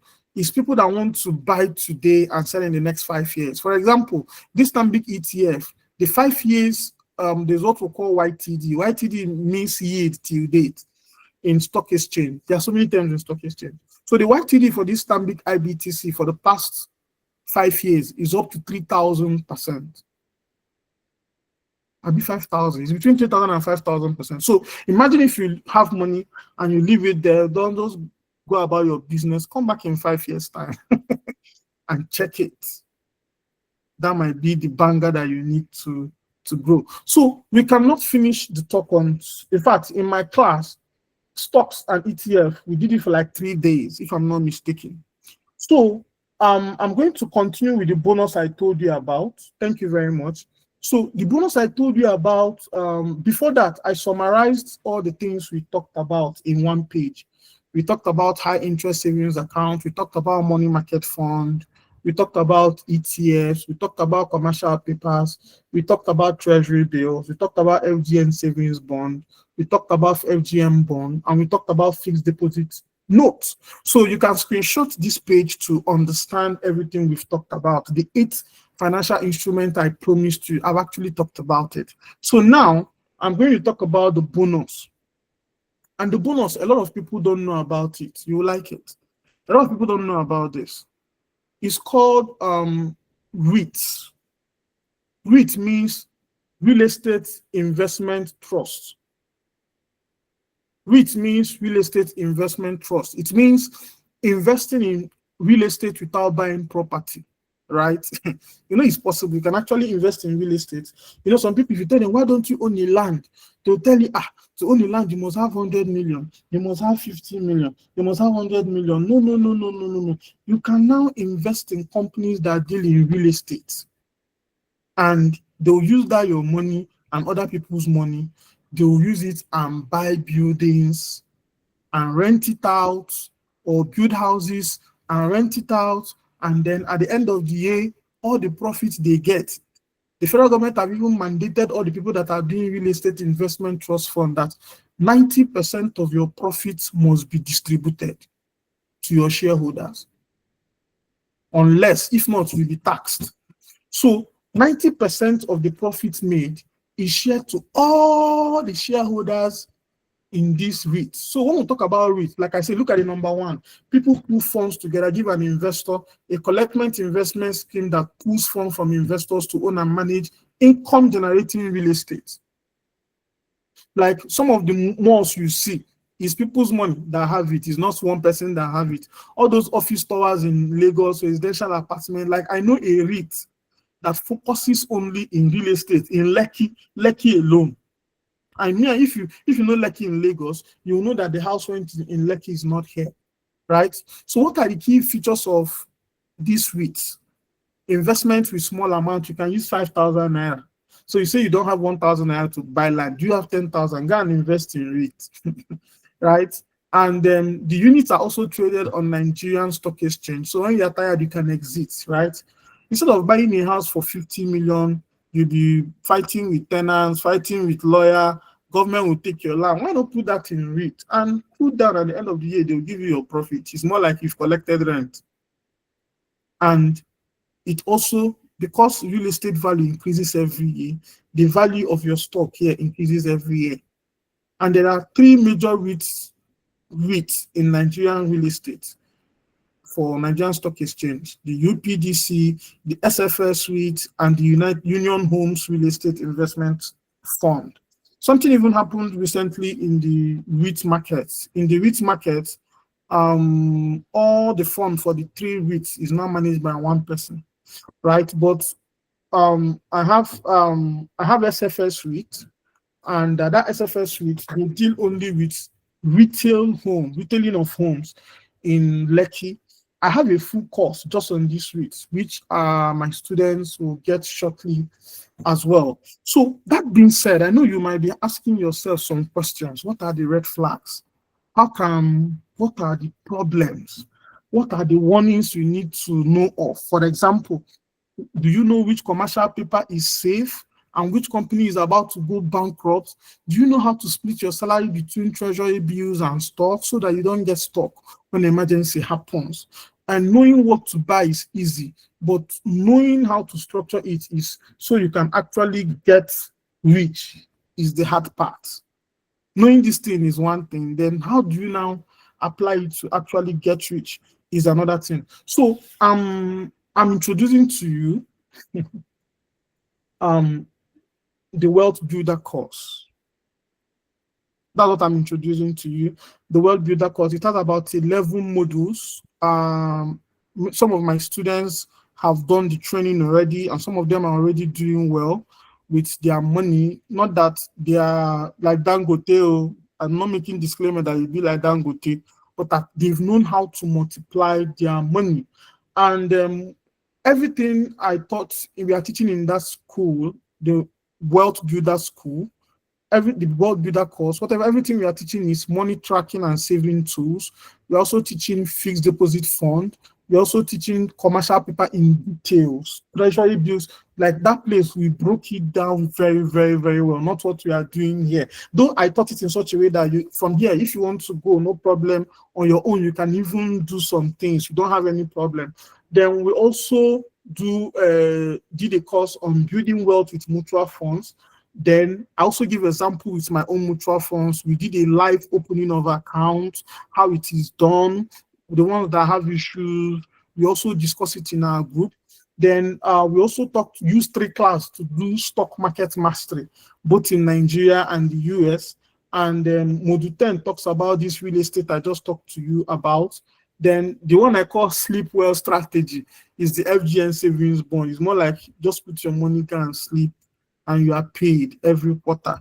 That one is the sleep well strategy. And we also distinguish between FGM bond and saving bond. We distinguished it very well in the class. And I have a free bonus video on teaching your kids how to save. If you want to teach your kids how to save, I have a bonus video on that where you can teach your kids how to save money. And I have a other bonus. The other bonus is that you join my WhatsApp group. I have an exclusive WhatsApp group where I share updates. Okay, that's where I tell people, hey, commercial paper is on in case you want to buy. Why you should not buy this one? Why you should not buy this one? The commercial paper once came out and their credit rating was B+++. It looks as if they are going bankrupt. That was why they were doing commercial paper. And I told my students not to buy it, right? So there's an inner cycle WhatsApp group where we talk about news and updates. And you also get access to our financial ebook library. We have an ebook library where we share finance book on Nigerian Stock Exchange, different finance book, and you can make request of any book on finance. We'll get it for you, right? In case you want to read them. Then the bonus tree is that you get direct question and answer access to me. You can chat to me directly. Hey, Chimex, see amount what I get to, how we take run now. But one thing I don't do is that I don't tell people the stock to buy, but I can tell you the one I've bought freely. But I don't tell people the stock to buy because so that if they land into trouble, they won't say that it's Chimex that landed them into trouble. I've learned. And I want to also tell you that I've been a victim of Ponzi scheme in the past where I lost money. In 2020, I lost about 5 million naira to Ponzi scheme. It was the biggest lesson of my life. So anything that will involve Ponzi scheme, I run away from it. I don't tell it to people. All right. So if you want to join us, it's not expensive and it's not compulsory. After this, I'll just start taking your questions, right? So normally the value of everything I'm giving is 150,000, but the regular price is 20,000. But for attending this webinar, I'll give you at 6,499 naira. What it means is that with 6,499 naira, that's 65 approximately, you get access to my inner WhatsApp group, not the one we use for the webinar. The one we use for the webinar, we are going to close it afterwards, or we'll leave it open for, I'll leave it open for question and answer for 1 week. Then after Christmas, I'll close it so that you can still ask your questions. And that is where I'm going to share this presentation. And I'll give you news, free news on what is happening in the financial market if you're in that group for this class from now till the end of December, then I'll close it. Then if you join me in my inner cycle group in January, I'm going to run with you for 30 days money management challenge. I'll work with you for 30 days to manage your money, follow up with you to make sure that you are keeping track of your money in January. And the good thing about it is that the old students can still be part of it. There are no other hidden charges outside this. There's no other hidden charges apart from you investing. So I'm going to open the mic for one of my guys who attended all my courses. He has something to tell you about testimonial from attending my course. And Atino, I don't know if you are up, so that you tell them the benefit of the one you attended, right? So in case you want to pay, the account number is there, OPay. When you pay to OPay, you send the evidence to my number and I'll add you to the group. And it's 656 6499.99. Atino, are you here?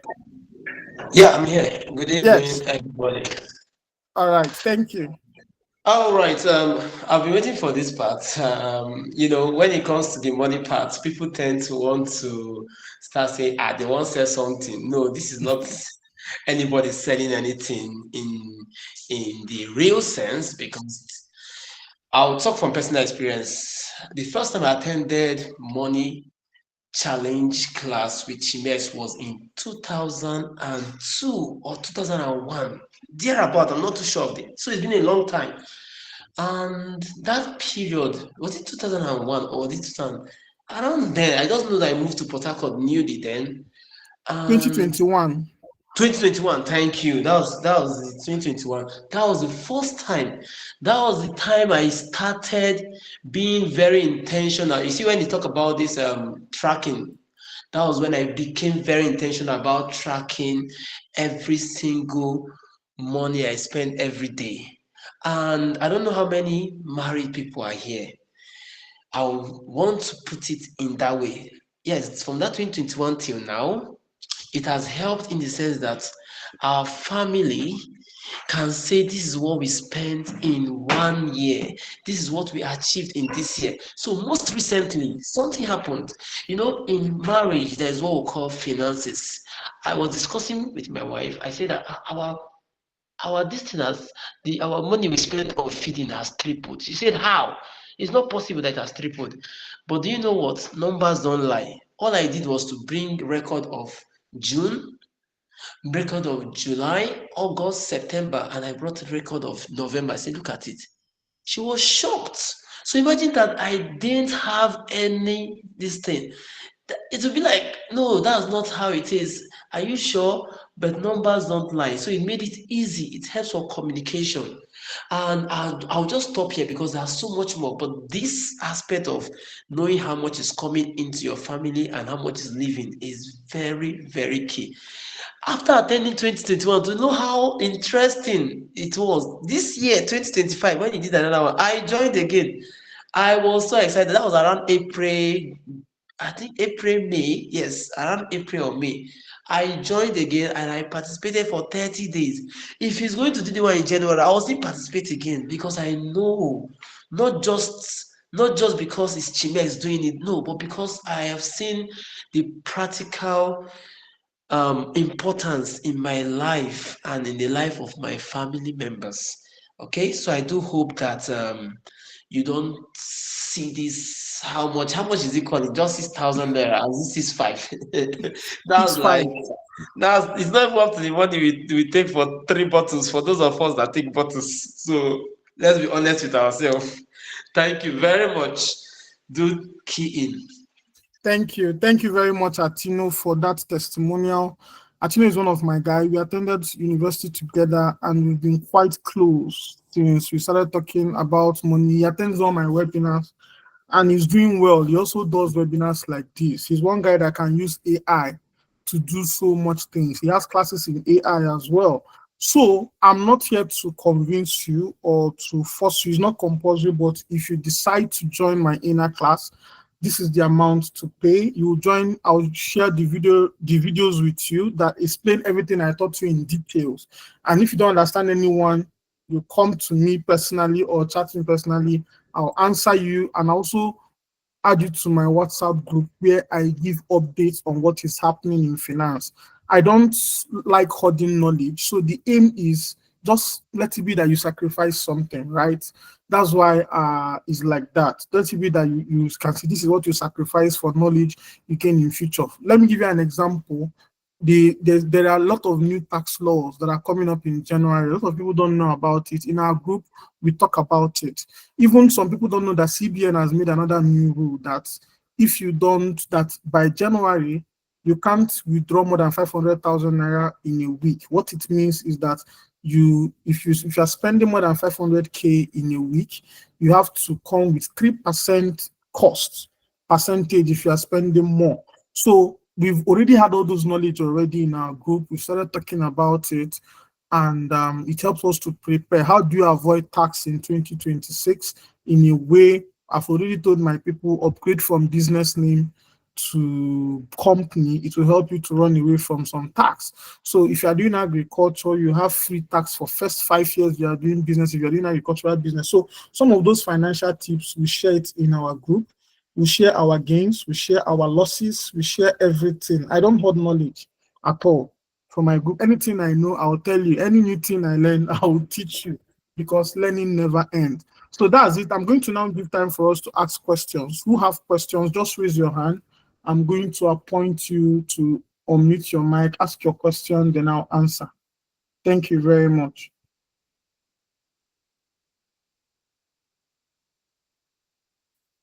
Wow, somebody has already paid. Wow. Thank you very much. All right. The mic is free now. Who are those asking questions? All right, Ada Lydia, thank you very much. Can you ask your question? Okay, hello, good evening. Good evening. Can I be okay? Yeah, thank you for the section.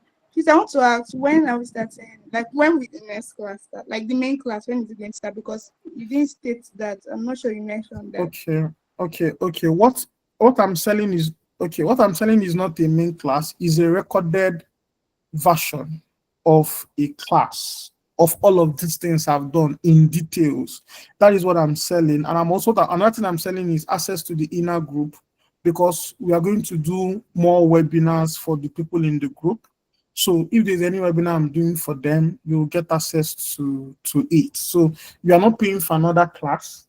You're only paying for a recorded detailed class of everything in the module that I shared, that I'll be teaching. That is what you're paying for. Do you understand? Okay, thank you. Yes, thank you. But You're welcome. the payment, does it have a deadline? Or it's just whenever There's you're no ready? deadline, no. But there's no deadline. I don't force people. You just take your time. Take your time. There's no deadline. Take your time. You can decide to join us in January. And if there's anything that we've done that you don't know, I will share it with you. Thank you. You're welcome. You're welcome. Any other person? Yes, sorry, good evening everyone. Please, sorry, I joined in late. So sorry about that.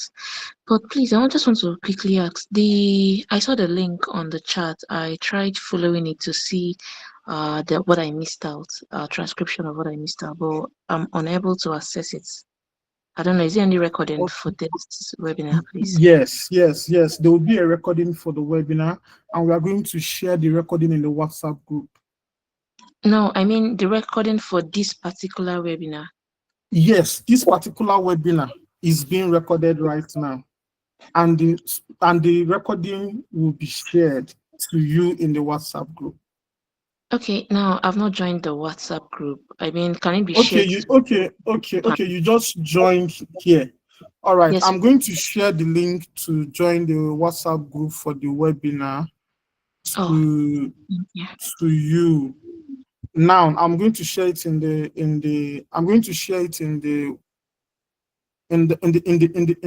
in-call messages. So you see that shortly. That's where I'll share the recording. Okay. All right, thank you. You're welcome, Juliana.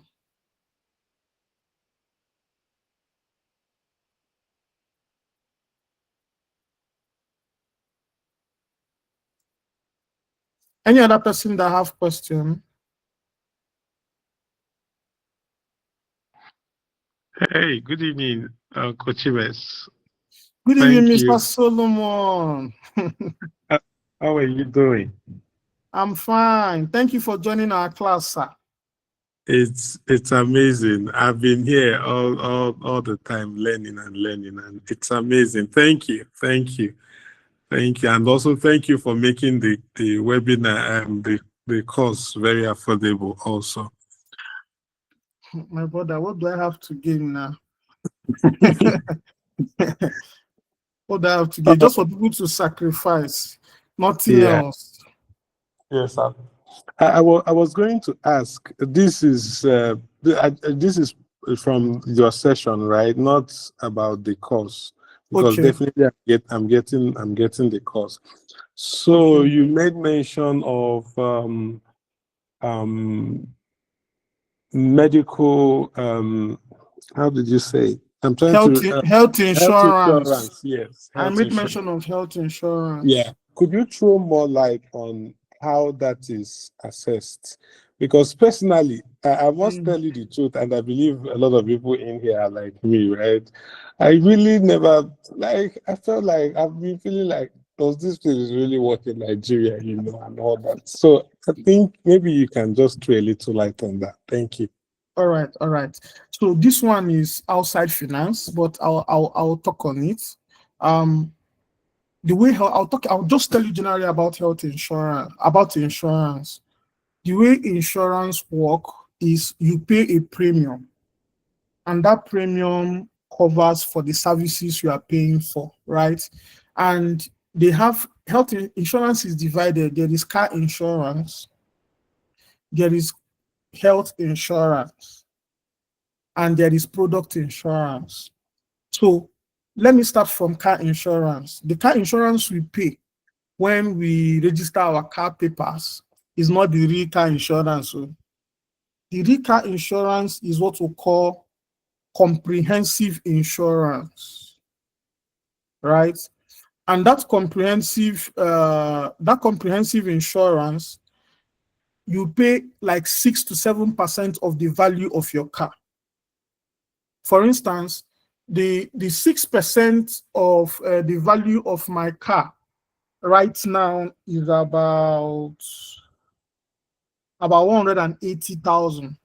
But if I pay that 180,000, right, for 365 days, if anything happens to my car, all I need is a police report. The insurance company will replace the car. They will replace it. But a lot of people don't have this knowledge, right? A lot of people don't have this knowledge, I'm telling you. Then when it comes to health, for health insurance, they have different packages. There are companies you work with, they will sort your health insurance for you. It's part of your employment package in Nigeria, but some people don't know. Now, there are, if you're a business person, some people don't take this insurance serious. Then if you're a business person and you pay, let me use one of the top health insurance in Nigeria as an example, AXA Mansard. In AXA Mansard, they have what they call the premium value. That premium value is around 300K. That 300K covers ambulance to come and take you to the hospital, you staying in the hospital, even some major surgeries, they will do it. Your wife giving birth free of charge. You have any small issue, you go to the hospital. And some employers, their health insurance covers you, your wife, and your 4 children that are less than 22 years or 21 years. So health insurance works in Nigeria. Like, even if anyone doesn't work, the one I use, AXA Mansard, they work. They work very well. And they don't just stick you to one hospital. You can access any of their hospitals in the whole Nigeria. So that means if you're in Lagos, you just look for the nearest hospital, you treat yourself. If you're in Abuja and you have issues, you go to the nearest hospital, you treat yourself. Free, they will not collect any dime from you. It even gives you access to all those big hospitals and you will not pay a dime. And some of these things comes with annual health check, where you can do full body scan. Then for business people, for insurance, people also insure their shop. This is how people insure their shop. if the worth of goods in your shop is 10 million naira or 20 million naira, and you do insurance of maybe 6%, you need to be paying like 600K every year. You know, when you tell people to pay insurance, they say, God forbid that they are covered with the blood of Jesus. But if you pay insurance for your shop in the market, any day that shop bomb, the insurance company will give you all the value of everything in that shop that you insured. The only thing is that people will be like, how do I just give people this kind of money? Let me use a real life example. How many of you know Nesca and Carry in Abuja? Nesca and Carry in Abuja is owned by the P2B family, and they obey the rules. They paid insurance and everything. So when that place got burnt, the insurance company didn't see it coming because they've been eating insurance money every year. So, but it turned out that they have to pay for everything, and they are paying for it now. They are fixing the place. The place will kick off very soon. So the family did not lose anything. It's the insurance company that is building the place back because they have been paying insurance. So in corporate firms, they insure everything down to their laptop, their phones. Even when I lost my laptop to armed robbers, my office replaced it. The insurance replaced it. The insurance company, my office replaced it. Do you understand? So insurance is very, very important. It's only in Nigeria we don't take it serious. Those abroad, you know, you can even insure your phone. You can insure your phone. You can insure your phone screen. Like Asamansat insure phone screen for 5,000. What it means is that if you insure your screen for 5,000 naira and your screen damaged for in the whole year, they'll fix your screen for free. So I don't know if I did justice today. I used to insure my phone when I was using Samsung, but I'm using Redmi now. Redmi know they break easily, so I know they insure again. So, but if you are using Samsung, I want to advise you to go and insure your screen with Asamansat. So, Wow. and see how this thing works. If you have an Asamansat sales agent, for example, here, is an opportunity to sell your market. I'll just link you to anybody that needs health insurance or insurance thing. That's that power of network, the way it works. So I hope I answered your question, sir. Yes, yes. Thank you so much. I appreciate it. Thank you. Thank you very much, Mr. Solomon. Thank you for attending the class. Who is the next person? Just ask your question. It must not be about this finance. Anything you feel Chimes can answer, ask. I'll answer you. Mr. Tino, over to you, sir. Me, it's not a question. Mr. Solomon and everyone, good evening once again. You saw Mr. Chimes was able to break this down very well. That is exactly what he does in the group. This is just one of it. That is exactly what he does in the group. So you can keep asking, and he will answer. That's just what I wanted to add. Thank you very much. Thank you, sir. Thank you, sir. Thank you for defending me too. Yeah, thank you very much. So, and if you don't know me outside, you won't know I do all these things, right? And I'll use my personal life to tell you where I can tell you. All right, Mr. Caleb, thank you very much. Over to you, sir.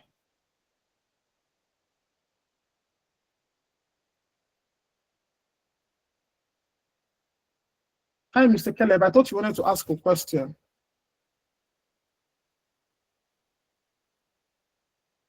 All right. Any other person before we go? Hello? Yeah, I can Sorry, hear you, it's Mr. not that the Caleb. network is breaking. Can you hear me? Yes, I can hear you, Mr. Caleb. Wow, this is lovely. This is so lovely. I don't have any questions to ask here. Maybe my questions will be later. Of course, I'm going to subscribe and I will bring squad to join me in your ministry. So we take it to a permanent site. I really appreciate this. I sent you a private message anyway, so Thank let's you. know how we can go about it. I'll You respond. don't need to answer yet. Yeah. Okay. Yeah, So thank you. I really appreciate you. I don't know why you always say I was the one that motivated you.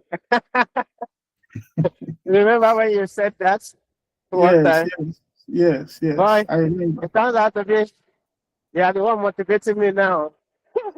I really motivated you and Atino.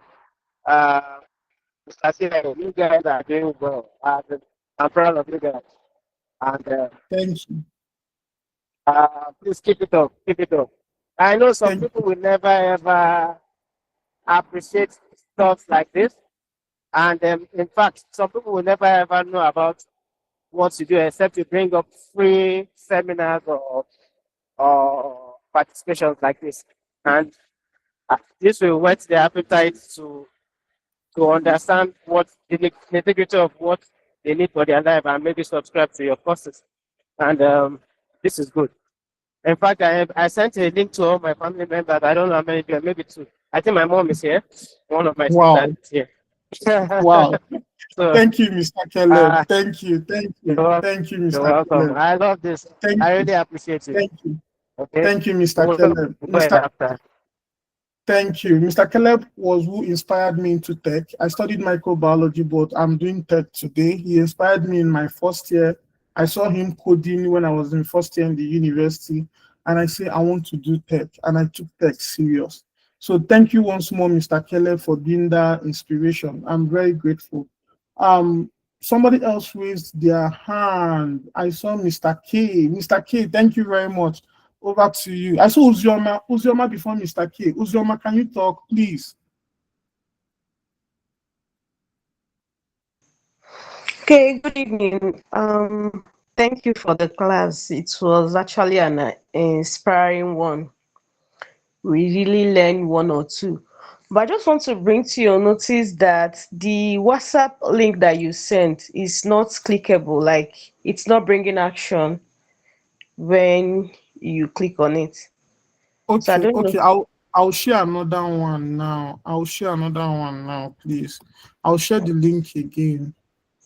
Okay. Then Yeah. my second question is this. Um, how long for what period will someone have to pay before the price reverts back to the 20K? Okay. Like I said, I'm not. This thing is not like a money making scheme for me. Okay. It's just for me for people to learn. So you can take your time. Anytime you come, we are available. Anytime you're ready, we are available to listen to you. And that doesn't mean we can't talk or you can't chat me with anything you have. I don't know if you understand me. So Oh, it doesn't mean that you can't have a question, just that I may not answer you the way I'll answer my people, or I will not answer you the way I will answer my inner class members. That might be the difference. Do you understand? But I will answer you. okay. All right. Yeah. Thank you. Thank you. I'll share another link now, please. All right. Any other question? Mr. K, sorry. Can you ask your question? Hello, good evening. Good evening, sir. Mr. Shime, you really make our day, and we really appreciate you for the knowledge sharing. I always listen to some of things like this, but this one really catch me where I have PG, you mentioned something like PG vest. Piggy vest, yes. I have PG vest for the past maybe, let me say, 7 or 8 years ago. But Wow. I'm not doing anything tangible there. I still have 1,200 locked there. Immediately you mentioned I have to go back there and open it and check. Maybe it's still available. But for me to do something better there, I don't know. If you don't know, you don't know. Yes. So I will still come and see you and learn more. The same thing. I'm having something in Blue Vest to Stanbic. Yeah, Blue I just Nest. have more money there. You know, knowledge is very key. If you don't know, you don't know. So I think I will have create my time to come and see you and learn more. Thank you very much. I really appreciate. Thank you, Thank you. sir. You're welcome. Thank you very much, sir. I'm very grateful. I'm Yeah, very bye-bye. grateful. Thank you, sir. Thank you, sir. Does any other person have questions to ask before we call it a day? Yeah. In the absence of any other person, I want to thank you all for coming to the class. I'm very grateful. And feel free to pick my number and ask questions. For those who paid and sent receipts, please just give me time. I am going to add everybody to the inner group and share all our resources with you. Like I said, I don't hold knowledge. Anything I know, I like sharing it because we'll all die one day, and it will be shameful to go back to the grave with all the knowledge you have. So apart from finance, I'm very knowledgeable with tech, anything tech. I'm very knowledgeable. Just, I don't know, some of my friends call me Google. I don't want to make mouth, but if you have challenges in anything and you're in my inner circle, I'm your plug. I'll answer you very well. I'll answer you very well. So that being said, thank you very much and have a lovely night rest. Thank you and bye.